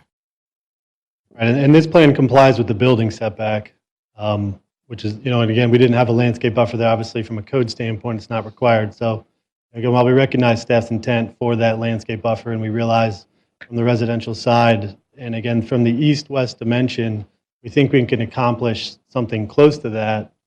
But on the south side is where it hinders what we can do with the layout of the building just because of some of the constraints we have on the site. And, regarding that east side as well, there's, maybe staff can confirm this, is it a 30-foot landscape buffer along Kingsley? Because right now we have 34.5. I think a minimum of 30 feet. Yeah, so if we had 30 feet there along Kingsley, again, we think we can accomplish that 25 without losing fire lane and losing parking if maybe there was some give on that, going a little closer towards Kingsley. And even if we're talking 5 to 10 feet, we can accomplish the 25 along the east side where the residential is. And then again, just some leeway on the south side requirement of 25 feet. And that's why, again, we have every intent. We need to go through the plat process and work with staff on the site plan approvals and everything else. So if the conditions, if there's some leeway in those conditions, it allows us some flexibility to meet staff's intent, still provide the landscape screen on the east and the south sides by putting the 2-inch caliper trees every 40 feet on center, still have a vegetated screen in between the residential. We can move it away from the residential on the east side, but on the south side, as you can see in the aerial, there's some residential on the south side of that driveway, then they have the driveway, then there's 12 to 15 feet of a landscape buffer, and then there's an 8-foot brick wall. So, again, in between that brick wall and our building, we would still have parking and a fire lane all the way up until our building. So our building feasibly is going to be about 50 to 55 feet away from that property line as it sits now anyway. Okay. I mean, I think I could likely get comfortable with the 25 foot on the east side and some reduced amount on the south. But I'll defer that to other council. One other question: if staff would go back, had looks like a color by number map up there with 15 zones. Correct. So that map, here, Mohammed. That map was illustrating the closest proximity to each area within the city of where a mini storage facility is. So the zones definitely are not our zoning map. It's trying to indicate if you were driving to one, where would the closest one be when you're within a certain part of the city. And then it's broken up into several different categories. Yeah, I don't see the logic. It doesn't affect my decision on this one, but having to look at this map again is going to be painful, especially if we're supposed to make a decision based off of it. I was going to try and explain it a little further during our staff wrap up, but okay. I'm glad you could bring it up and I get this opportunity to educate. So is there more education, or was that it? I'm sorry. All right, that's all my comments for now, Mayor. That's okay, no problem, no problem. Councilor Perez? Thank you, Mayor. So I don't think we got a complete answer on the landscape setback for the base zoning. Is there a landscape setback along the perimeter for the base zone? So this, the property is zoned Shadow Creek, so it's a part of the Shadow Creek plan development. And commercial uses backing up to multifamily fall into that A category. So they are considered not requiring a buffer. Because this is a conditional use permit and because we have required other properties to install enhanced landscaping, that's why we made it a condition for the conditional use permit. What's the typical? The typical is a 6-foot masonry fence with a 25-foot landscape strip or a 30-foot landscape strip with no fence. Because there's a fence already located on site, that's why we simply went with the essentially trying to mimic the UDC. Correct. Which the parking requirements are significantly enhanced under the old rules. So if it were under the Unified Development Code, you would be able to utilize the 1 space per 50 units and come up with a more easier parking requirement. May still not be the exact parking requirement the developer wants at this time, but it would be a significantly less reduction when he goes to seek his variance. So if we were to port this over to a place outside of Shadow Creek under the base zone of the UDC, they'd require more parking, they'd require the landscape buffer under the base zone, right? Correct. I don't know, I'm just looking at it, just looking at the site plan, you just got an awful lot of building for not an awful lot of site. I mean, I think most of your problems are solved by y'all just going out and getting more land. I mean, it's you've got a shared drive on the north side mostly because you got to get the access spacing, so you're going to have to split the driveway. That's because you don't have enough land. You're putting a lot of building, you're stacking on top of each other. That's mostly because you don't have enough land. You're having to go 3 stories, which is going to require you to have a 26-foot fire lane on a portion of the building. That's mostly because you don't have enough land. I mean, I don't think staff's unreasonable in asking for the buffer. I have a good friend of mine that, Mrs. Duncan, that lives near a hotel that got built right near her, and she didn't get the 25-foot setback as it was required. You know, I struggle to understand why we're not putting these setbacks in the commercial use when it's not a residential zone, but people live there. Yeah. You know, I still would consider it treating it residential. There's an apartment complex or an apartment building that basically we're proposing to build a big brick wall for them to look at. It's you know, basically going to be 40 foot from their outside window, and it's going to be taller than their existing building. So, I mean, I struggle with, you know, is that the best purpose, or is that the best plan for them? I mean, unfortunately, the reason that we're having all these conversations is because you're asking for a conditional use permit because your use is not allowed by right. I'm fine with the use, and I would be okay with allowing the use there, but I can't be okay with reducing the setbacks. You're already going to have to ask for a variance for the parking. I think y'all have got a good argument for it that these places don't park very much. You know, but it's just you just don't have enough land, in my opinion. So you're fortunate that the old subdivision requirements that were adopted under the Shadow Creek don't require it by right. But I feel uncomfortable not treating you as I would treat other people that are asking for this request. I think the one on Kingsley had to do the same. And that was a real tight site. And most other self-storage that have been proposed have been turned down. So, I mean, I'm probably going to vote yes for the use, but I'm not going to reduce any of the conditions. Is there any opportunity, so providing 25 feet on the east side as well as on the south side, is there any opportunity? Granted, that would be a landscape buffer, and we would still have the trees every 40 feet on center, but because of some of the, you know, we're going to lose a row of parking, and in the intent to try to meet as much of the parking ratio as we can, is there any opportunity to put any kind of a pervious parking within that landscape buffer so that we can recoup some of that area? Basically, you know, pervious paver that allows infiltration into the ground in those areas. So it's not saying it's wasted space. I understand the intent of the landscape buffer to get the trees and the separation between the uses, but if some of that could be recouped, even if it was a 10 to 15 foot area of that for some parallel parks, or. Well, I don't think that meets the intent of the landscape buffer. You're basically saying I'll plant some grass, but I'll still put some cars on it. I don't think that's what the intent of it is.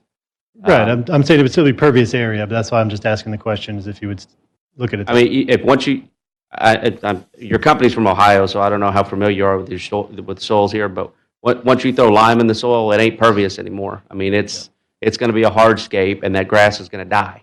I understand. The grass won't grow on lime. Yeah. So, I mean, I appreciate you being creative. I don't think I would not, as a council member, be supportive of that as an option, because I don't think that's meeting the intent of what staff's trying to accomplish. No, I understand. Like I said, I mean, my company's in Ohio, but I live in Dallas, and we have used them in other cases, but it's something that we've used in the past. So I was just, again, throwing it out there as an option to see if staff would be receptive of it. But if it's not, then I just wanted to ask the question. Well, I mean, question for the owner. I mean, what is your unit threshold before this development becomes profitable? Is that what you're balancing? You can't make money unless you have a certain amount of units, and you're meeting. Short answer is we could get more land. That's a solution. So push comes to shove, we can do that. Yeah, Alan's the one that owns it, right? Alan Croswell. That's right. He'll be perfectly happy to sell you more land. Yeah. So, of course he will. Yeah. But you're splitting the drive. I'd prefer to have honestly, I prefer to have a masonry fence on the north side as well. And then y'all have the storage, be able to have the doors on the north side, but Right. you can't do that because your site plan doesn't work. You can't make the landscape because your site plan doesn't work. Or make the setbacks. You can't meet the parking because your site plan doesn't work. I mean, and you're stacking the building up because your site plan doesn't work. I mean, everything is because your site plan doesn't work. I think you've got a feasibility issue, not a CUP issue. You will have a CUP issue, but your feasibility needs to be resolved before you come to us, in my opinion.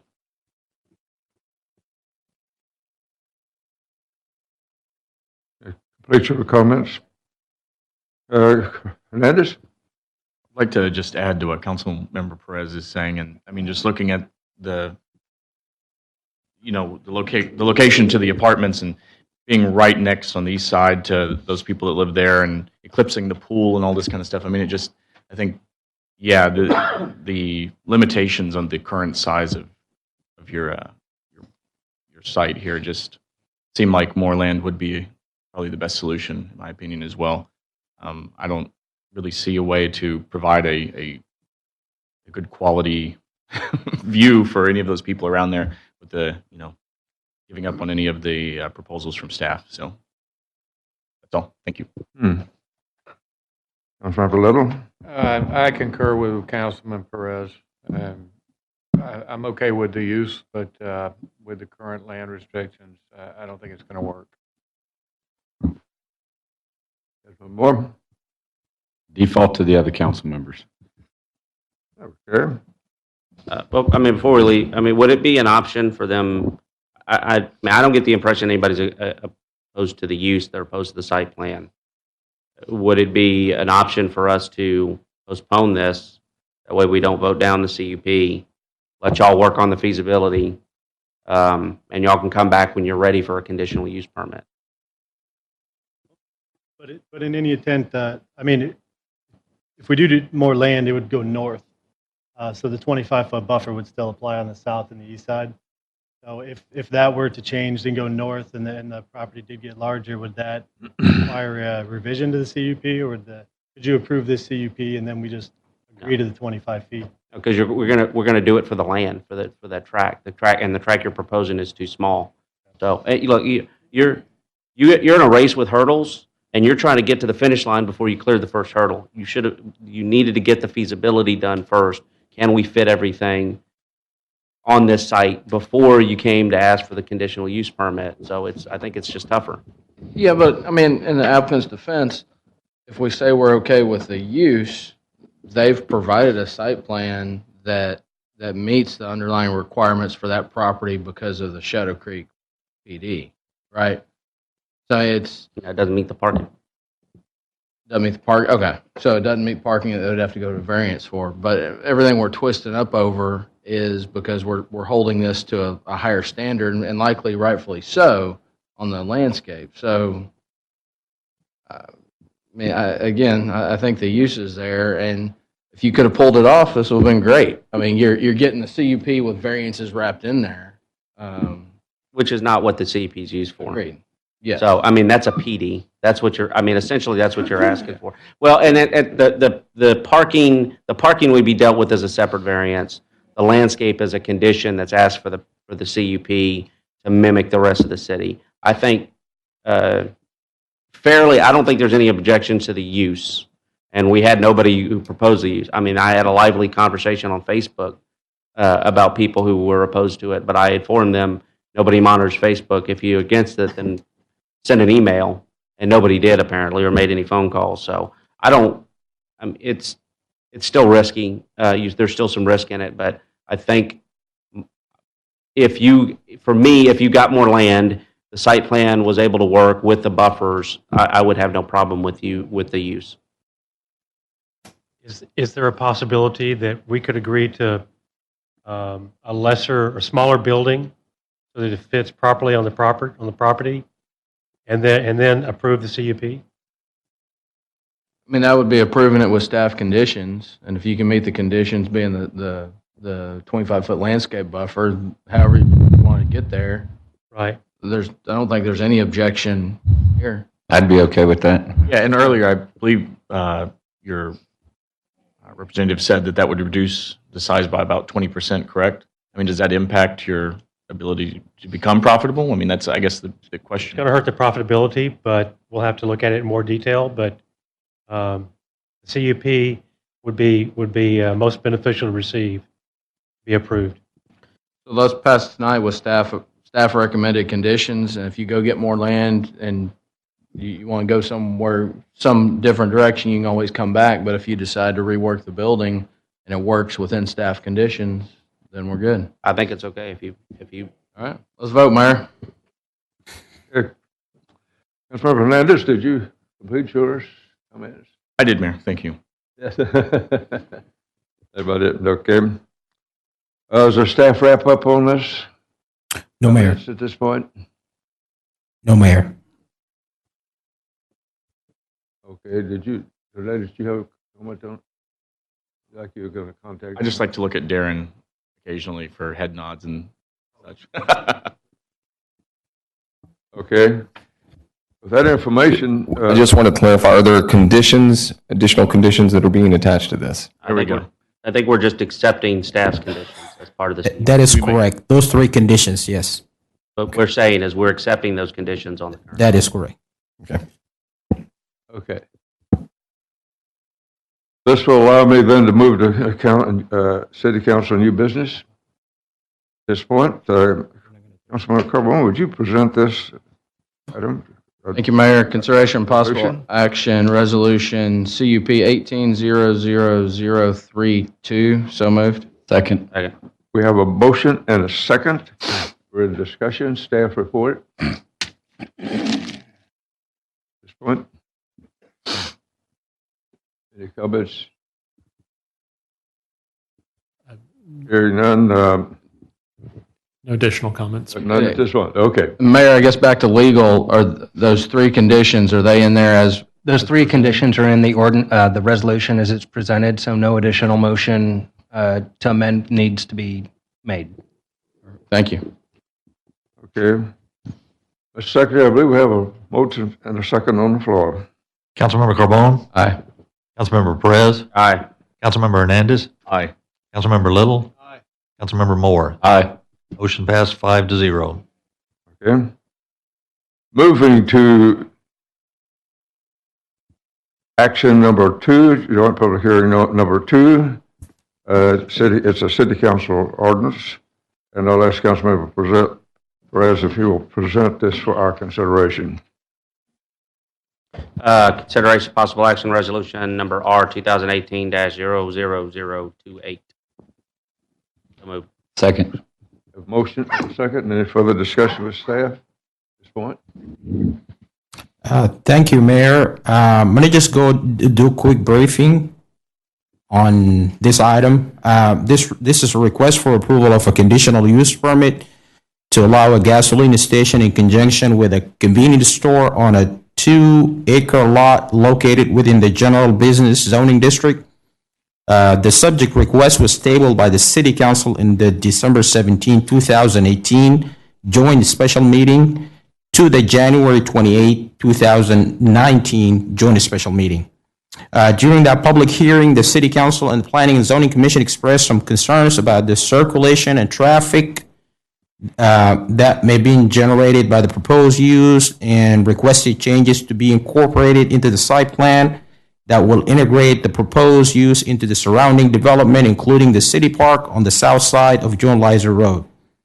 The applicant, since that time, has submitted a revised site plan which reflects the following changes: improving traffic and circulation by incorporating a proposed median on the driveway along John Lizer Road to restrict eastbound traffic traveling on that road from making a left turn into the development. Second change, they enhance the pedestrian realm by incorporating a proposed 10-foot wide trail along Pearland Parkway and an 8-foot sidewalk along John Lizer Road. Third change, enhancing buffering and screening by planting additional trees and shrubs to create a visual buffer from the proposed gas station. I do have the proposed site plan on the screen. It's shown on the right side of the screen. That's the proposed or the revised site plan. And the old site plan from the December 17, 2018 GSM is on the left side of the screen. And you can see the differences that have been made by the applicant which I mentioned incorporated a median on the Joan Lizer Road driveway. It also included additional trees in the landscape buffer along both the streets, and also included a sidewalk, a trail, a 10-foot trail along Pearland Parkway, and a 8-foot sidewalk along Joe Lizer Road. Move very quickly on the next slides. This is just kind of a rehash of what was presented last time. This is the proposed elevations. This is the elevations for the canopy. This is a rendering of how development is going to look like. This is a buffer map that shows the gas stations within the vicinity of that particular location. And this is the matrix showing the development or proposed use meeting the different criteria from future land use plan, thoroughfare plan, and the Unified Development Code. And this is another matrix showing the criteria for approval for conditional use permits. And that's in a nutshell concludes the staff report, and it's back to you, the mayor. Thank you, appreciate that. Council have any question or comment on this one? I can interject before council speaks on this issue. I just wanted to advise that 2 members of the public have shown up tonight. They did fill out a speaker's card. However, the public hearing for this conditional use permit was conducted at the last joint special meeting. That public hearing has been adjourned. There's not an agenda item for this, for the continuation of the council action on this item for people to speak. And I believe that the majority of folks have made their voice heard to you offline, outside of the presence of the meeting, via email or however else our citizens contact you. If you allow me, Mayor, I just want to mention that we also received about 72 letters from the public on this particular case since that time. So just wanted to add that. And 1 letter in support, 72 in opposition and 1 letter in support. Okay.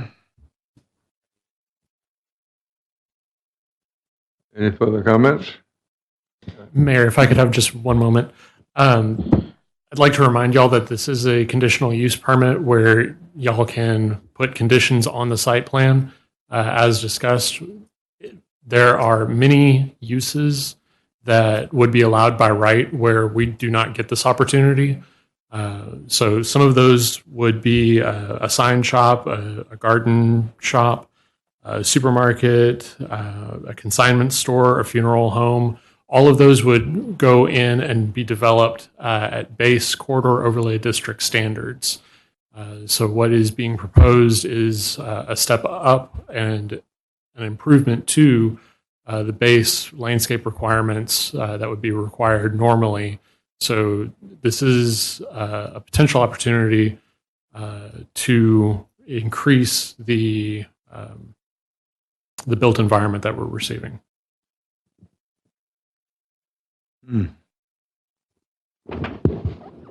I guess another way that I might say that is because of this process, we've negotiated many more improvements than otherwise would be there, so we could vote it down tonight, and tomorrow a Burger King or McDonald's can go in at a much lesser site plan. Or a funeral home or consignment shop. Right. That is another way of saying that. Without approval from council. Right. Little. I was just going to reiterate what these guys said. Without going through the conditional use permit process, a restaurant could go in there with a dumpster with a lot of food, leftovers dumped in it, creating odors. And again, they wouldn't have the restrictions that we've imposed on the applicant here for the landscape buffer. So again, you could have a lot less attractive business in there without having to meet any of these conditions. And a lot more traffic. A grocery store would generate a lot more traffic than this applicant's business. Any other council reports, comments? I think to just kind of hopefully make this a little more clear, basically this can happen without the gas pumps. If the objection of the neighborhood, which we received a lot of notices, is you just don't want gas pumps anywhere near you. I mean, that's the only reason why this comes to a conditional, or it falls into a conditional use permit, comes to us to approve. The landowner has a right to develop his land, as you homeowners have a right to improve your property. So there are uses that are allowed by right. This tract will not remain undeveloped. It's an attractive corner, whether we vote for or against this conditional use permit. It's hard for, I voted for it before. It's hard for me to go against 72 people who said they really don't want it. Essentially, that's your customer base because they live right across from you. I'm here to represent the public, and the public has said that they don't want it here, and we offered these as part of the conditional use permit to give the public an opportunity to say, do you want this here or not?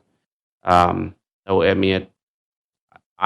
personally think it's fine for it to be there, but I'm going to vote in the vein of, or in the, with what I believe his constituents want out there.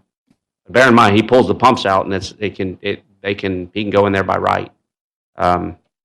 I hope that the neighborhood is not trying to position this to where the tract just doesn't develop at all, because you may end up as the other council members alluded to, you may end up with something there that's far less attractive and far less useful to the community.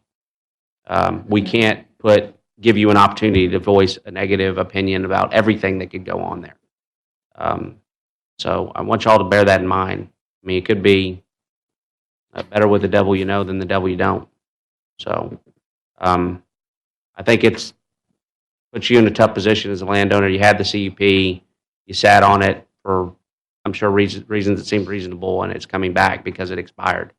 I think it's tough for me to vote against what the community has said that they want. But I mean, if you want to consider pulling the pumps, if that's an option for you, then you can go in there with the retail strip center with no gas pumps. And I would just echo that to a degree. It was important to me to go back and look that this was already approved previously, and that went, it's expired, and so now we're back here again, and the public has had the opportunity to voice their concerns. And in addition to those 72, I mean, there were many more, and when I say many, I mean, before this, I thought many people voicing their opposition was 10 people. Now, it's hundreds, so it is very difficult to go against, especially given that we have this process specifically for, I think this one of the reasons we have this is to give people the opportunity to give their input. So I think that is important. It's something that, in any other situation, I would say, yeah, go for it. But there just seems to be an awful lot of comments that have come in voicing opposition for this. And I think if, the condition was that you didn't have gas pumps, then yeah, I think that would probably be, people might say, okay, but unfortunately the gas pumps are there, and that seems to be the issue that people have relayed. So my vote is probably going to be a no tonight as well. So. Mayor, since we're in a joint special meeting and P&Z's here, would it be inappropriate to ask for their opinions?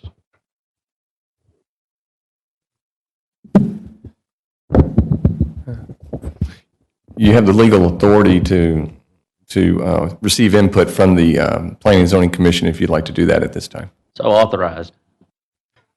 Mr. Chairman? Thank you. We'll start with Daryl. We have a, Well, I think it pretty much speaks for itself. When the citizens, you get 72 letters or ever how many letters it was. Plus, I was watching this on some of our social media with the Neighborhood Watch and the Neighborhood Digest and stuff, and it's a hot topic, and there's absolutely, I found no one in favor of this, so I would be hard-pressed to support it. I'm hard pressed to support it as well, and my main reason is the gas station aspect to it. I mean, that will be the 16th gas station in a 2-mile radius. That is really hard to feel happy about. And I'm sure he doesn't want to take the gas stations out, but with them in there, I'm sure that's what the neighbors are opposed to as well. It just seems unnecessary.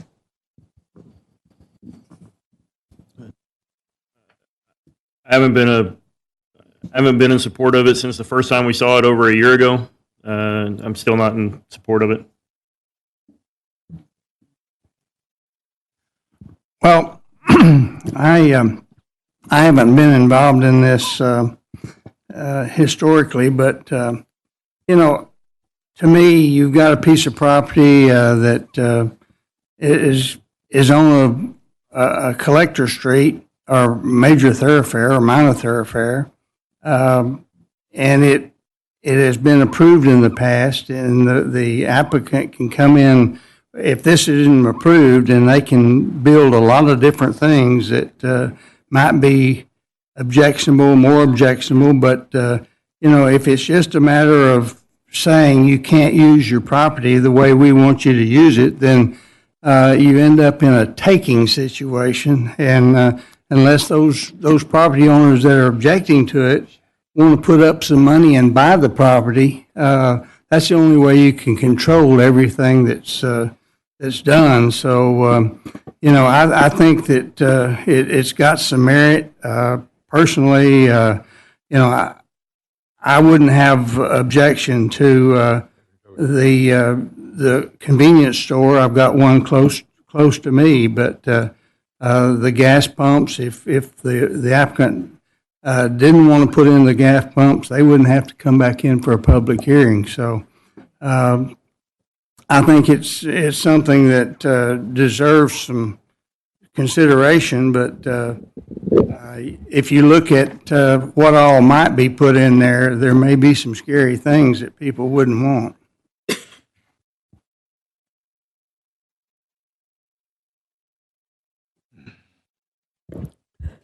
I think people need to realize that there's a lot of things that can go in there without anyone ever knowing it.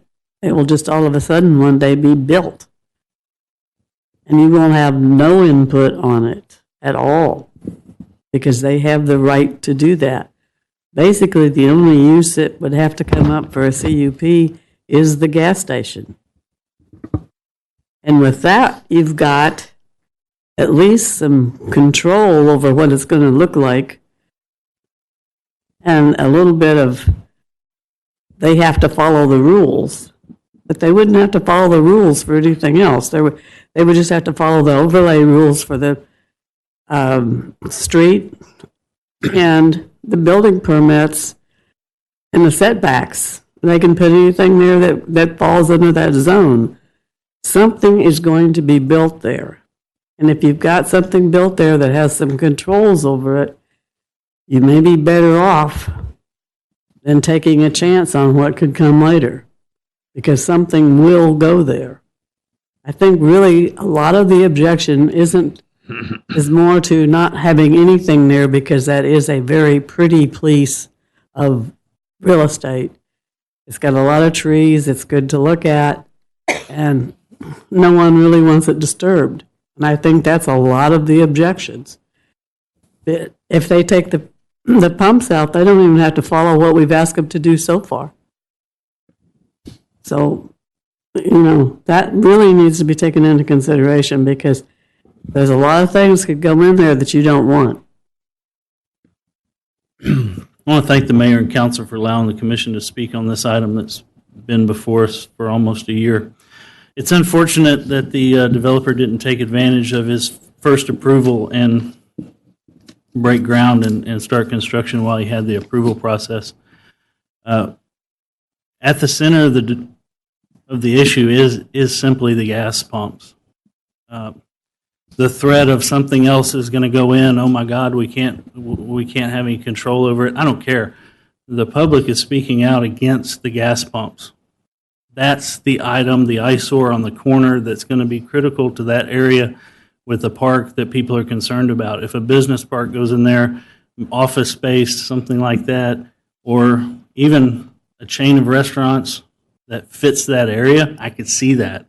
People are opposed to the gas pumps.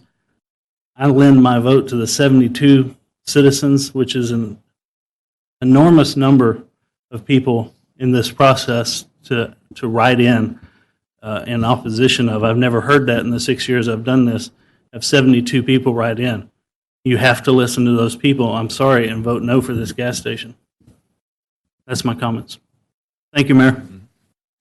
What's your comments? Okay.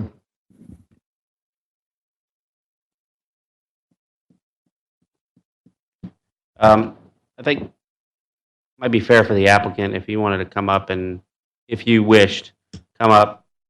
I think the biggest question right now is the development conditional on having the pumps or not?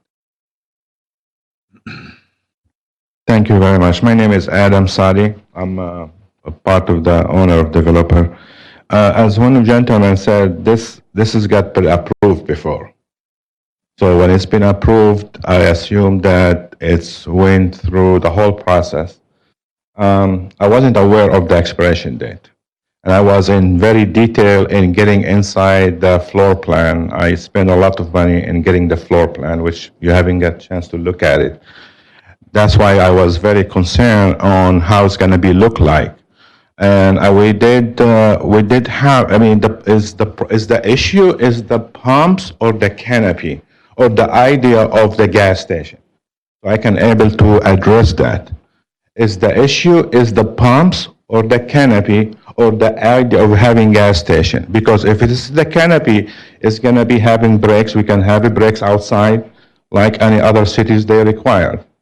Okay, and we do have a buffer zone, so we increase the landscaping. So actually, it's not going to be seen from the street. Okay, so if you have seen some locations, if you go to, for example, City of Woodland, you can drive across the street from gas station, but you will not see that gas station because it's inside. Okay, so so I'm not understanding the proposal. I mean, I know some people they against it, regardless what is it. Okay, I cannot make those people change their mind, regardless what I will do, regardless what I will say. Some people, they have against it, just, I respect that. But what this as one, so if I put something over there, and doesn't have to be a conditional use permit, I'm allowed to do it because I own the property and it's zoned correctly. So I can put anything I want there, but as the city said that, you know, with the conditional use permit, we are more restricted than anybody else. Again, it's been approved before, and it's approved for this 2 times. Since 2014, I've been working on this site, and it's been approved before, and I think before, if I want to remind you, before the City of Pearland start to have a conditional use permit for a gas station, it was approved. Then, a few months later, they applied the conditional use permit. Then we went through that process. I got approved. My mistake is I was not aware I have 1 year gap to get it done. And I almost focusing more on the floor plan. So if you have any question, I'll be happy to answer. I guess to kind of re-ask the question a little more directly. Does the development move forward without the gas pumps? The answer, I wish it can. If we can, it will help, we can move the gas station to the north. So it will not be in the corner, an intersection. We can move it right there. We can't really dialogue, so I don't want to have too much of a back and forth. Oh, okay. I will just contextualize this way. If you want to develop this land with gas pumps, you need a conditional use permit, and there is a clear objection to a development with gas pumps by the surrounding community. If you eliminate gas pumps, you can develop the land without the conditional use permit. So the question is, do you wish to develop the land without the gas pumps? No. Okay. Because the gas is the drive customers to the inside. I can't. It will not be financially make sense.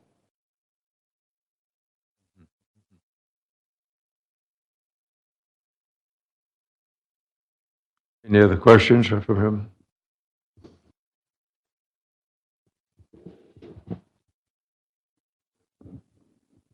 That completes your, okay, good. I think we're ready to vote. Here we have a motion and a second on the floor. I'd like to point out for this particular issue that the conditions proposed by staff for the enhanced buffering and landscaping are not included in the resolution. If City Council was going to vote for this CUP and they want that enhanced landscaping and buffers, or those, I think there were 3 conditions, we would need a motion to amend to add the conditions as reflected on the site plan. However, you would not tie it to the site plan itself so that, you know, the parking lot, the canopy, the aisles, those aren't locked in place, but the enhanced landscaping and buffers as reflected on the site plan, you could attach as a condition. You know, if you look at the zoning map on that, on both sides of the road from John Lazar all the way to,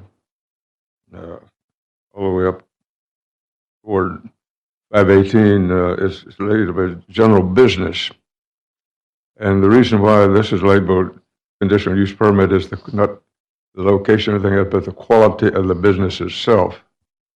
And that you go through the same process if you moved it anywhere else for a filling station. And we've had to go through these processes for filling stations before, and it's just a repeat of that. But this is it has been zoned a general business, which means Burger King can go in there, or Chick-fil-A. That'd be worse than a filling station. It would, I mean, from the standpoint of people, there wouldn't be much driving. There'd be a lot of parking, waiting to get in line to get the cheap. But it's something that we need to remember is that the property is available for other general business occupants categories. So as we go through this process of thinking about it, yours was category conditional use permit because of the quality type of business that you have. That's the location of that. And by nature, it draws a lot more in and out traffic. Chick-fil-A would do that too, but even worse than this. So that's something we need to remember as we go through this process. Most of the comments that I read, Mayor, were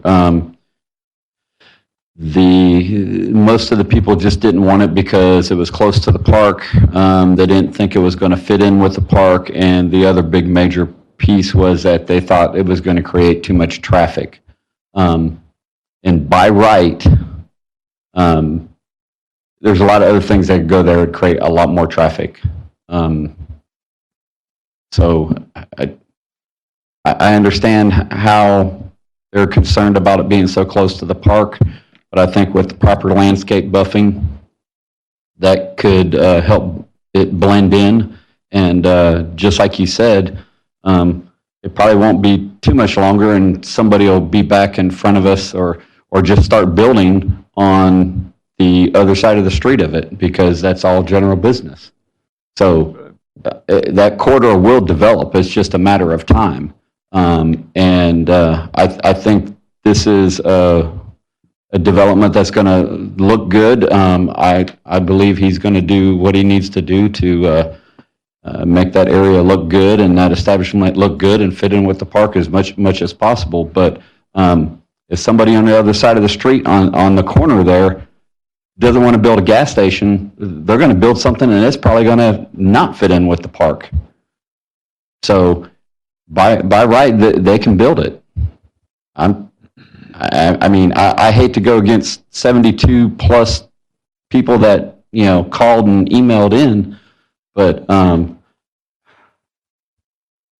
it could be much worse. It could be worse. Well, and I can add maybe some other concerns that I received personally were people concerned about loitering crime issues, which I did check on, and we didn't get maybe any concerns from the PD about that, but it's still a concern to some of the residents, as well as some of the other minority concerns were potential benzene contamination, things like that, coming from evaporating gasoline, being so nearby to the park, and environmental concerns, things like that. So I think all of those take into consideration.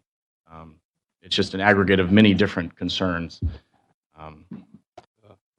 I move that we amend the motion to include the site conditions that were added to the revised site plan. Got a Second. motion for what?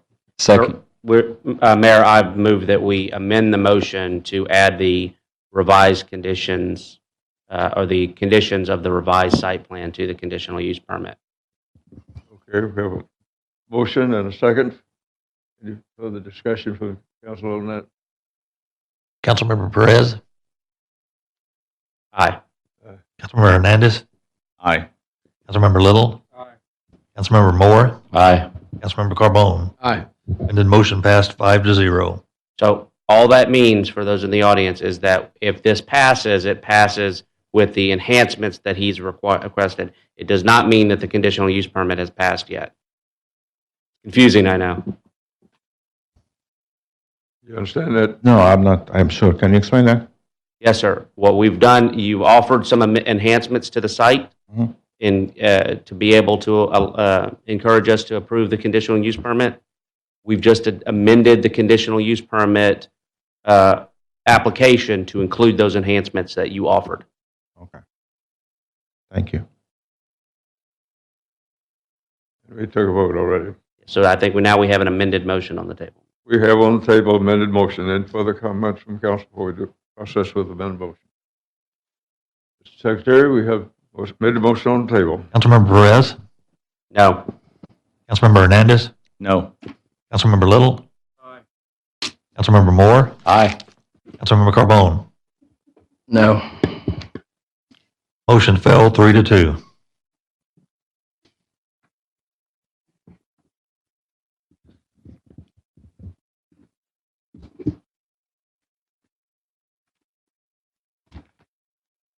I will move at the bottom of my page and adjourn this particular series of hearings. And we will be reverting back to the city council and pick up on a new business item 3, item 4. The Planning and Zoning Commission will convene in a few moments. We'll take a short break here to do a little R&R for those who require it.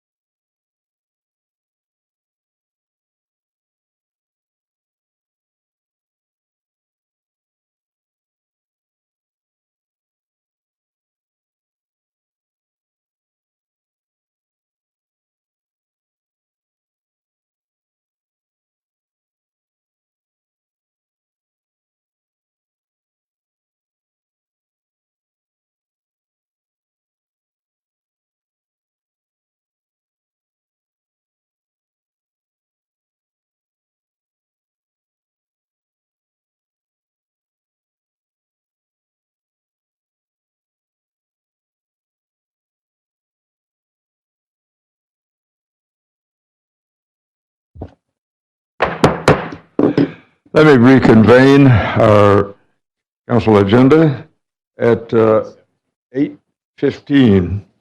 Moving to new business item 4, Councilmember Little, would you present this item for our consideration? Thank you, Mayor. Consideration and possible action, resolution number R 2019-20, so moved. Second. Have a motion and a second. We're in discussion. Staff report. Thank you, sir. Our water and sewer operations were in need of specialized pump services, people that provide the hardware, equipments, and the technical installation, maintenance expertise. Our spend is about close to this amount for the last year. Firm that's recommended, STP, has performed well and we're recommending a renewal for the upcoming year here. To complete your report. Yes. Council have any question or comment on this item? Hearing none, we have, Mr. Secretary, we have motion second on the floor. Councilmember Little? Aye. Councilmember Moore? Aye. Councilmember Carbone? Aye. Councilmember Perez? Aye. Councilmember Hernandez? Aye. Motion passed 5-0. Moving to new business, item 4, Councilmember Moore. Thank you, Mayor. Consideration possible action, resolution number R2019-24, so moved. We have a motion and a second on the floor. Staff report. Thanks, sir. We're ready to get going on the Smith Ranch, the Hughes Ranch Road project. That's a long expansion of the roadway between Cullen out to connecting to Smith Ranch, and it'll tie into work for the T-ramp there. Substantial project, 80% funded by outside tip funding. This particular contract, recommending for Cobb Finley, is for the construction inspection services on site there, for the work to manage the project and make sure everything's being done properly by the contractor. And so recommend your consideration of that so we can get this thing moving. Council have any question or comment on this item? I have a comment, Mayor. I'll just bring it up once again. I've brought it up several other times. There's 2 homes that are on Smith Ranch, Hughes Ranch, that are divided by, I think it's Sterling Street or Sterling Road. Those 2 homes are not getting a sound wall, yet they are much closer to the roadway than any of the other development. Just bringing it up as a point. Don't understand it. Is this a divided highway? No, it's median, or I'm sorry, a turn lane at the intersection. It's 4-lane with a median. There's a median in there. Median. Yes, sir.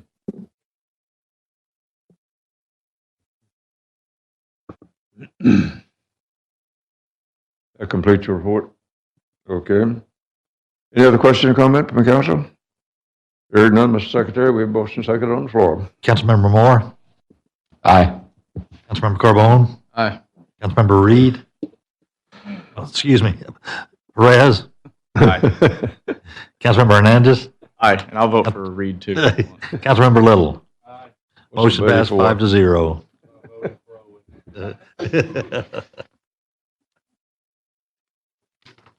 Moving in our agenda, items 6 and 7, Councilmember Carbone.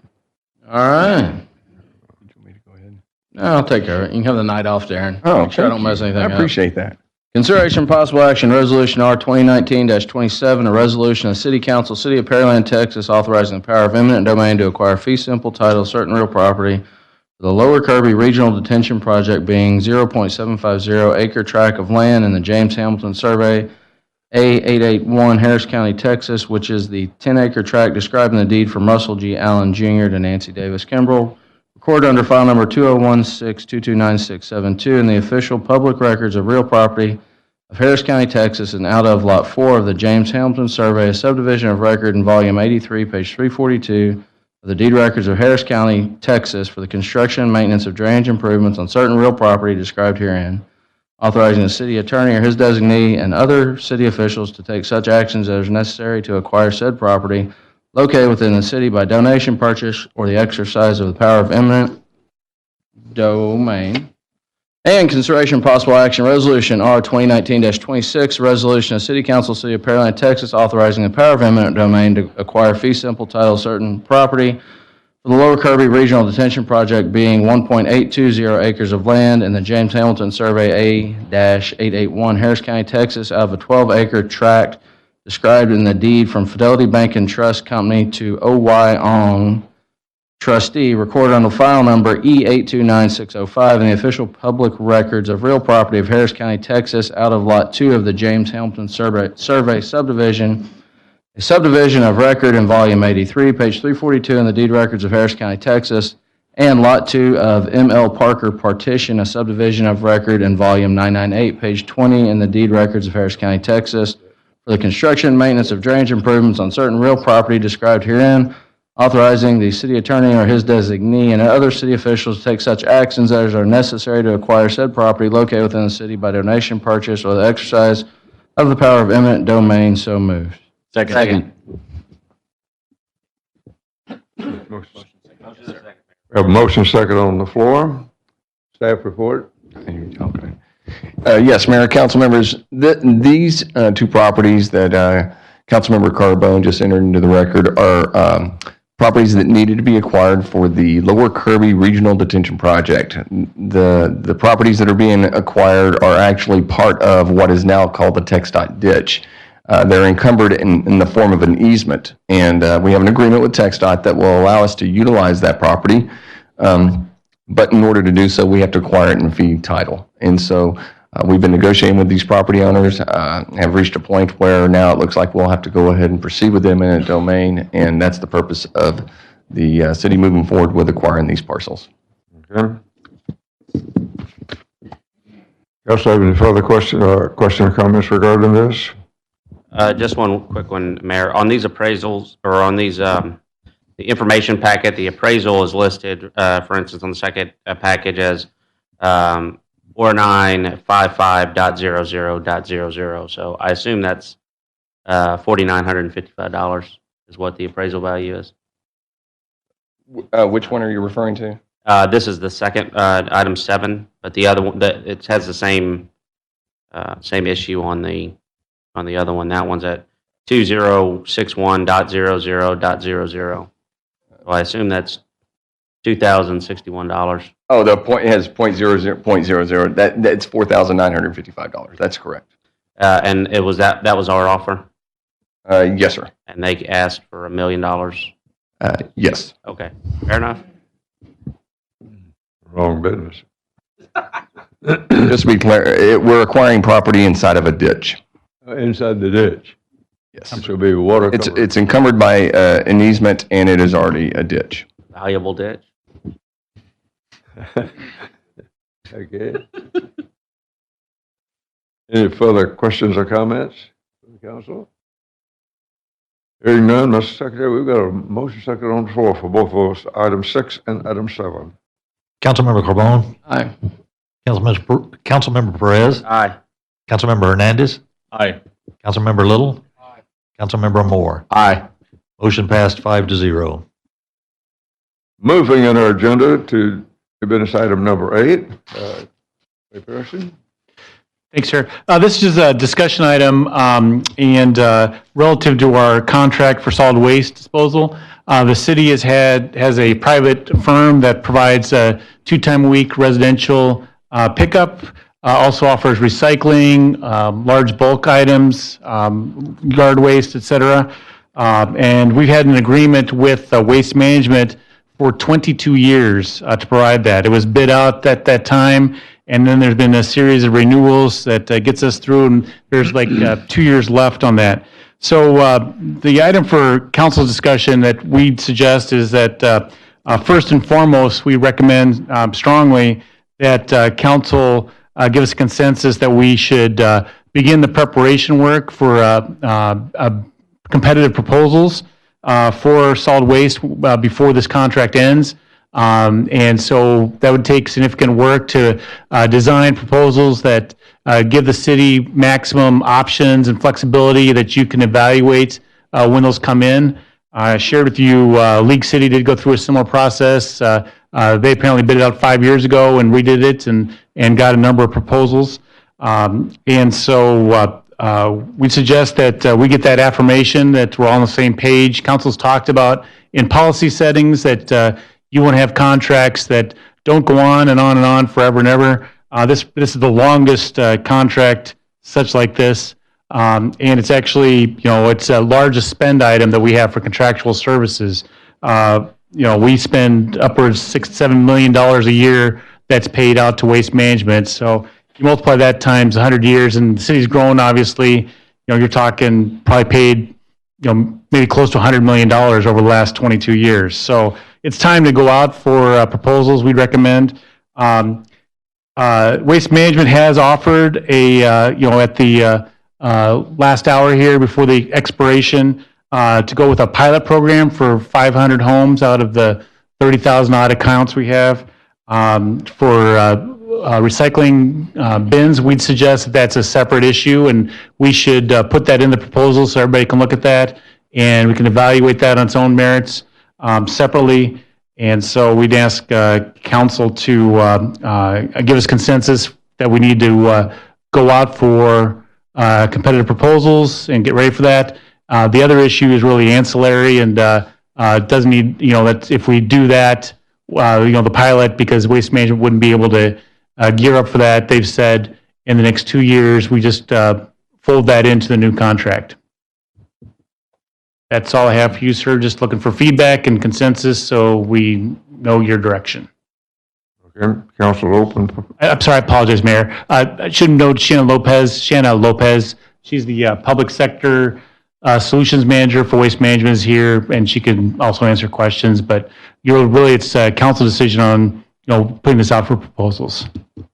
Okay, council open to comments at this point. Go on.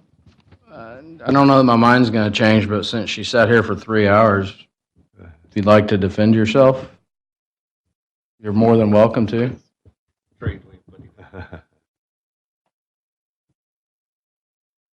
So good night, I might add, besides good evening. So I'm Shanna Lopez. I'm the public sector rep for Pearland. We're very proud to be partners with the City of Pearland, probably closer to 30 years. The existing contract we've had for 22. But I think we can show like a significant growth with the City of Pearland, which is incredible. I'm here to basically discuss kind of how do we get here. So back in 2013, we added recycling carts from the recycling bins to the carts. And, in the beginning, some homeowners were hesitant, but overall, since that time, really the question is, why don't we have waste carts? And we hear that time after time and again, and I believe staff has heard that many times as well. So when we rolled out the initiative of the new side load trucks that entered Pearland in 2017, we got asked again, where are waste carts? And so we've been having ongoing staff conversations with city staff and also with discussions with residents. I'm sure staff is getting the same calls of, can we get waste carts? So that's kind of why we got to the point that we are, and we went to staff and said, look, if waste carts are an option, let us do a pilot program and then see from there, do you want twice a week, once a week, and all those other nuances that we can tailor that fits the City of Pearland. And so with that, staff said, what does that look like if we do a pilot? And that's what we proposed. We were looking at, a small target area of maybe 500 to 1,000 homes in a neighborhood or residential setting that staff and waste management could agree that we could service those all together at one time, and that's kind of where we went. But the concern that we had is if we go ahead and do this pilot and it's successful like we think it might be, and residents want carts, what are we going to do from the time of now till the end of the contract? And so that's why we gave a proposal to staff and that they presented to the city council to say this is what it would look like if the pilot was successful and we want it to go forward. That's what we would need to happen to implement 35,000 new waste carts to residents, plus we wanted to add 7 compressed natural gas trucks to the residential fleet. So on top of that, we're looking at a $4 to $5 million investment in capital, which with 2 years left in the contract, I think most people would understand that that's very hard for us to just say, okay, we'll do that with 2 years left. So we were asking for an extension. And so that's kind of how we got to where we are today to start those conversations, because we feel that your residents are ready for the carts. We were not changing any service days. They'd still have their bulk collection, their yard waste, they're at your door, and their recycling. This would just put an ease for the bags that are becoming a nuance, that we're seeing coyotes, raccoons, ducks, you name it. I've heard it, I've seen it. Our guys are reporting it to us when they see trash bags open. So that's kind of where we are tonight. I do understand, we've had the contract for a long time, and if council agrees that it needs to go out to bid, we understand that too. We want to be community partners. We want to be here with Pearland, and we want to make the next steps. We see what your residents are asking, and we think that we can agree to some of the requests with carts and some of the requests with bags, and find a happy medium for all customers involved in Pearland.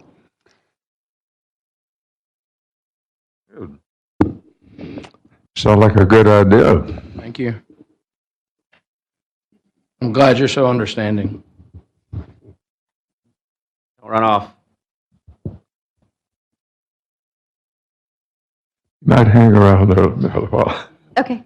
You might hang by the podium there. Just for my edification, what would be the purposefulness of the pilot program? I presume that you already have these similar trash pickup working in other communities. So why would it be necessary to have a pilot program in Pearland in order to just prove that you can do what you're already doing? I think it's for some of those residents that are hesitant to see, okay, so if all my trash doesn't fit in the cart, what's Waste Management going to do with it? Well, we're going to pick it up. And also, where am I going to put the cart, or concerns with residents. So instead of saying, okay, here are the carts, we didn't pilot it, we didn't try it, let's try it at some residents, let's get feedback. Let's see, maybe we do a test pilot that's once a week, and then we do another side of the subdivision that's twice a week, or 2 totally separate subdivisions, so that council can make a decision, is twice a week what most residents and what's any concerns, or is there once a week? Or if you say, hey, no, I only want to do twice a week, we're looking for that feedback. We just didn't want to say, okay, the proposal's to add carts, but we didn't try that out in any of the communities. We wanted to try it, have feedback, and then go from there with different scenarios. So you're not piloting the trucks, you're piloting the residents? Correct, because we already have the trucks running here in Pearland, so we know that we can do it. We have a few communities that we don't run the trucks that are automated, and we will continue that same pattern, that we probably would not run them there as well. But for the most part, I would say 90 to 95% of Pearland, we could run the automated trucks with no problems. For staff, I'd say I was probably pretty close to 50-50 of the people who were very adamant we needed to have carts, and people who couldn't figure out any way that they could shove a cart into the garage and were vehemently against it. So I don't personally feel that there's a priority for us to explore this now. I do think that if it's of the will of council for us to do that, I do think that I don't know if the pilot is necessary for us to say, look, we want to move forward with carts. If it is, there's no objection to it. I don't think it harms anybody per se, except for the handful of people who are getting carts and then wonder why they're not getting carts anymore. But I think that our next contract, be it when this one expires or whether we call this one early, to maybe explore an option with Waste Management, if they're willing to do that, we should consider including carts as a provision of the contract. But I don't see any reason or necessity to explore an option that would ultimately end up in us having to discuss either extending a contract that I don't think I'm not in favor of extending without bidding it, or or terminating the contract altogether. So I think we're fine as is, and maybe continue to talk with Waste Management and find out if we want to look at the options of terminating this contract early so we can add these features to our solid waste pickup, but still be able to bid it, or just leave it as is until this contract terminates. So just to add some clarity maybe to the discussion for people who might tune in or watching now, you had mentioned certain neighborhoods that you're not running the automatic side loader trucks in currently, and it was my understanding that those neighborhoods are primarily senior living neighborhoods. And then also for the people that maybe don't want the carts, can you explain maybe what their options would be if they just didn't want to have a cart or maybe didn't feel they had space or? Sure. So the way that we were looking at it, so the carts would be for a 2-day collection. You have your first day and then your second collection day, which is generally your bulky and your yard waste and everything else. So on the first day was cart only, so things needed to be contained to the cart. But your second day is everything plus the cart. So for those residents that were opposed to, I don't need a cart, I have 1 bag a week, I have 2 bags a week, or whatever they may have, the option there is on their second day, they can put as many bags out that they need to on those particular days, and they wouldn't necessarily need a cart, because I think that was more of a concern about residents of, I only have a bag or 2, so why do I need a whole cart? They would still have the option to put the bag out on that second collection day. And then for the, I think that, yeah, I thought about the purpose of the pilot and such as well. And yeah, I think also this is, I see this as a scenario where we either do it or we don't. And I think that kind of just addressing some of these issues up front and just coming back and, I think from what I understand and looking back at the relationship the city's had with Waste Management, obviously I haven't been involved in any of the previous negotiations, but it appears that y'all have been doing a pretty good job. And I mean, I don't have any issues with talking about another scenario, or maybe we don't necessarily have the pilot if we do have these options for people that maybe want to opt out of that process. So, but yeah, I'm not sure that I have any additional comments at this point. But I would like to see maybe another option come back to where maybe we don't necessarily have to have the pilot. Handsome budget. You somewhat answered my question about whether people could opt out of the side-loaded carts, and with that being an option for elderly people who've expressed to me their concern about having to haul this giant cart down to the side of the street, and people that only have 1 or maybe 2 bags of garbage a week, if they can opt out of it, then I don't really see a use for a pilot program. You're either on board or you're not. You get a big, 94-gallon drum, or you don't. So I think that answers a lot of the questions. I think most of the citizens are probably have the mindset that if we decide to go with the carts, it's mandatory. You have to have a cart. So I think maybe some clarification and a little time to let the citizens of Pearland understand this. Maybe we could get out some communication to them. The current contract's up in 2021, I believe. Correct. So it's not like we're in a rush to do anything tonight. Well, again, that goes to my point I was trying to make is we can design a proposal that has all kinds of options that says carts, no carts, partial carts, and you'll get the options back from proposals. And, if you give us the affirmation tonight, we'll start off that path. But we don't have to decide anything about, unless Waste Management's willing to start doing carts tomorrow on their own within the next 2 years, that's not really on the table. That's not feasible for them. They've done a fine job for 22 years, and but they'll factor into their evaluations on the proposal when you get that back in the next year or so. Would y'all be, or is there any discussion about if we mutually decide to move to carts that we would try and terminate the contract early and then rebid? Is that an option for y'all? I think it would be worth discussing. Okay. I mean, I don't want to say no to it. I mean, I know think it's a tough thing for you to answer. I know, but I mean, that is a potential option? Yeah, I mean, and based on Adrian's poll, 70% of your residents are looking for a cart like tomorrow. So we want to work with you guys to try to figure that out, that, makes the best case scenario. It's Adrian's very non-scientific Facebook poll. Gary, do you have anything? I do it for the comments. Yes, Mayor. And all the comments were negative, so, most of them.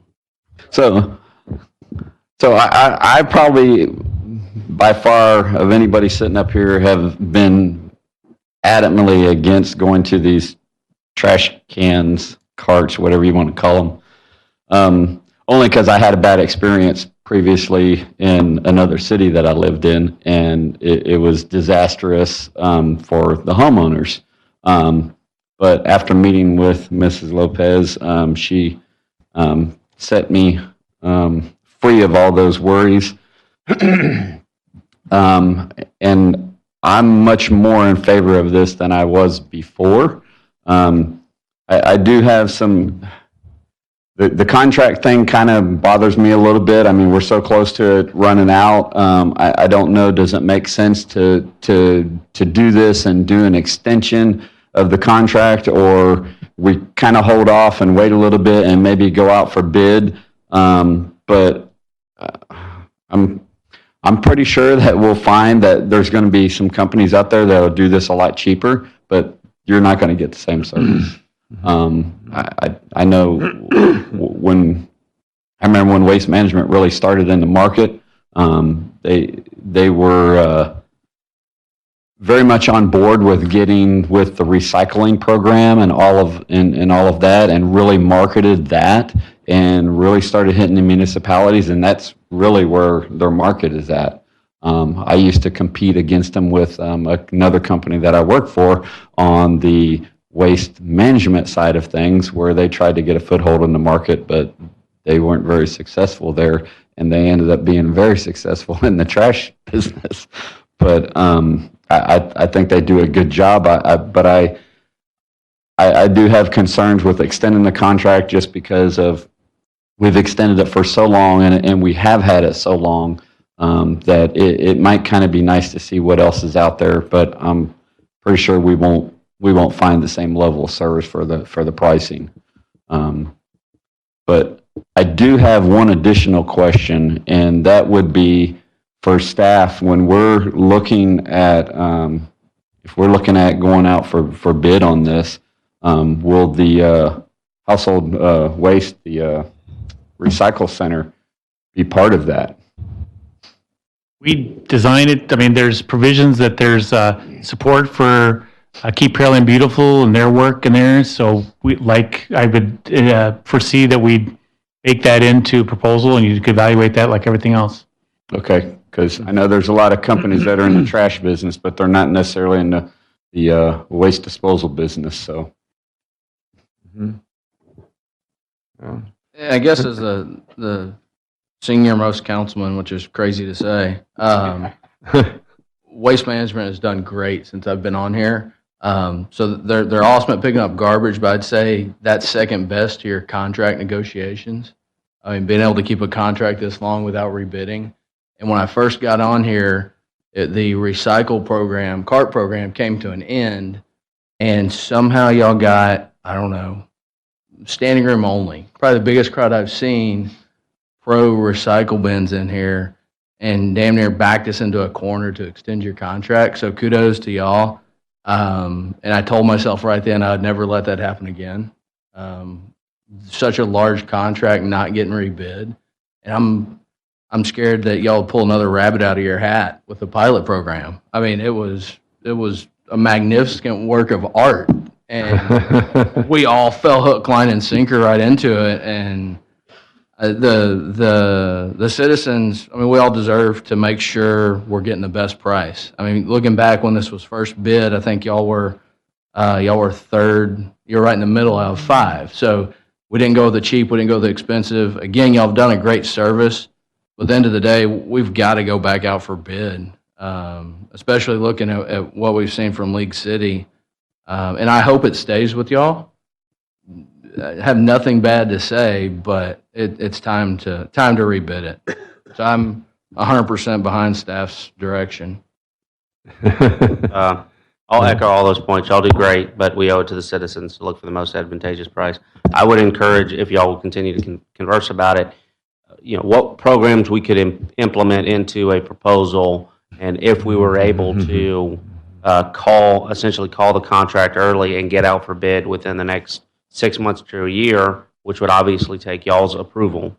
And I know there's oversimplifying, but there's a lot of complexity to that. I'm happy to do that, and I'm happy to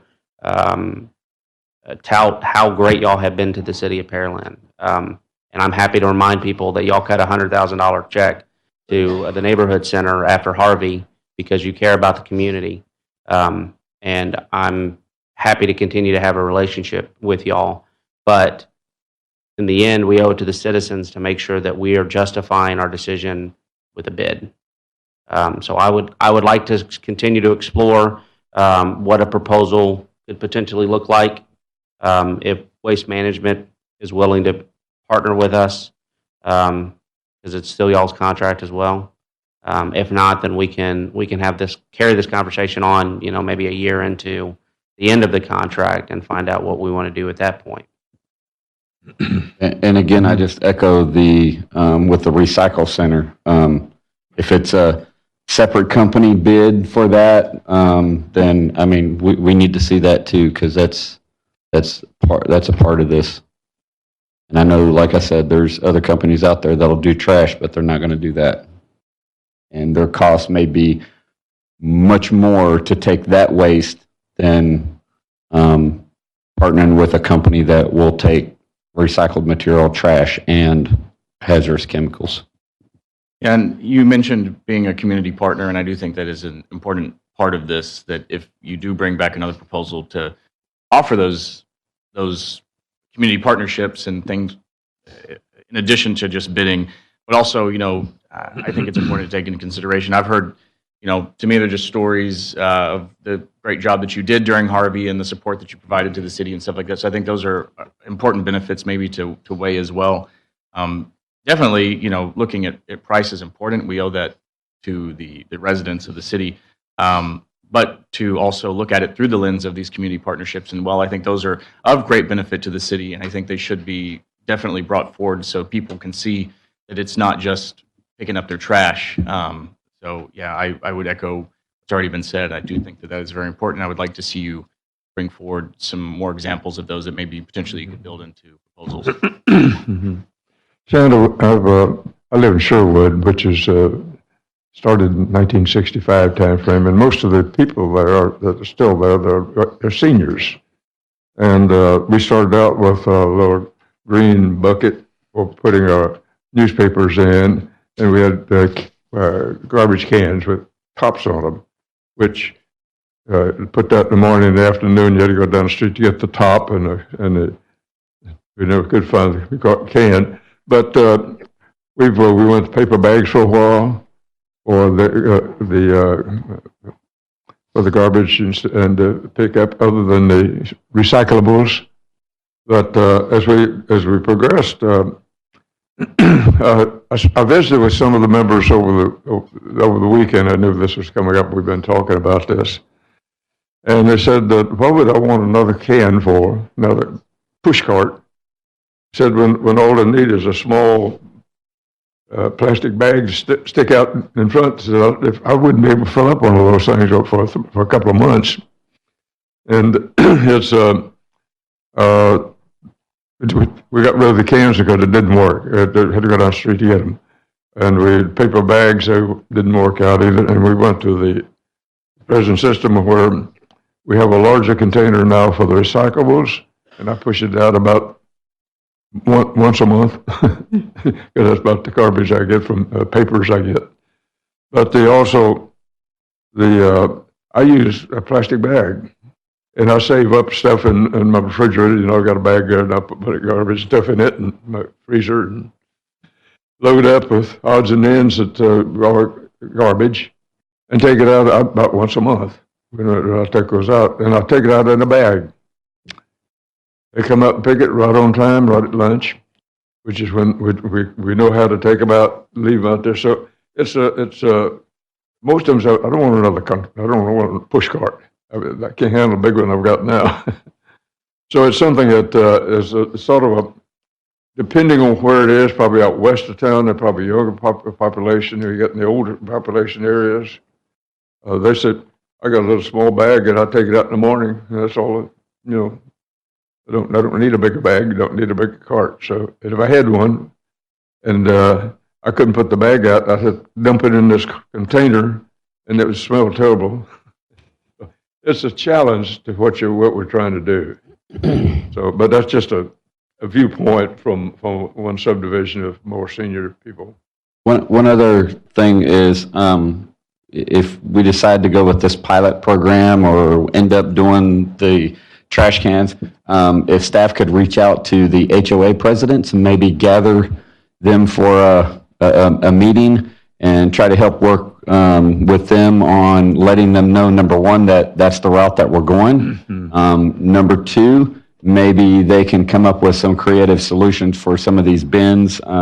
Some people don't want to put them in their garage because, it takes up too much room. But maybe there's some other option that the HOAs can work out with them, because I know where I live at, you can't have it in the front of your house where they're visible. So I don't know what can be done there, but maybe collectively meeting with the HOA presidents, maybe something can be, some creative solution can be brought up. Remember, we can do that outreach as part of the bid before we design, bring something to you, just so we get that feedback, and I'll explain what we're doing too. As part of the preempting, there's going to be some changes or opportunities for doing that. Yeah, it doesn't cover everybody in the city, but there's quite a few developments in the city that are HOA, so.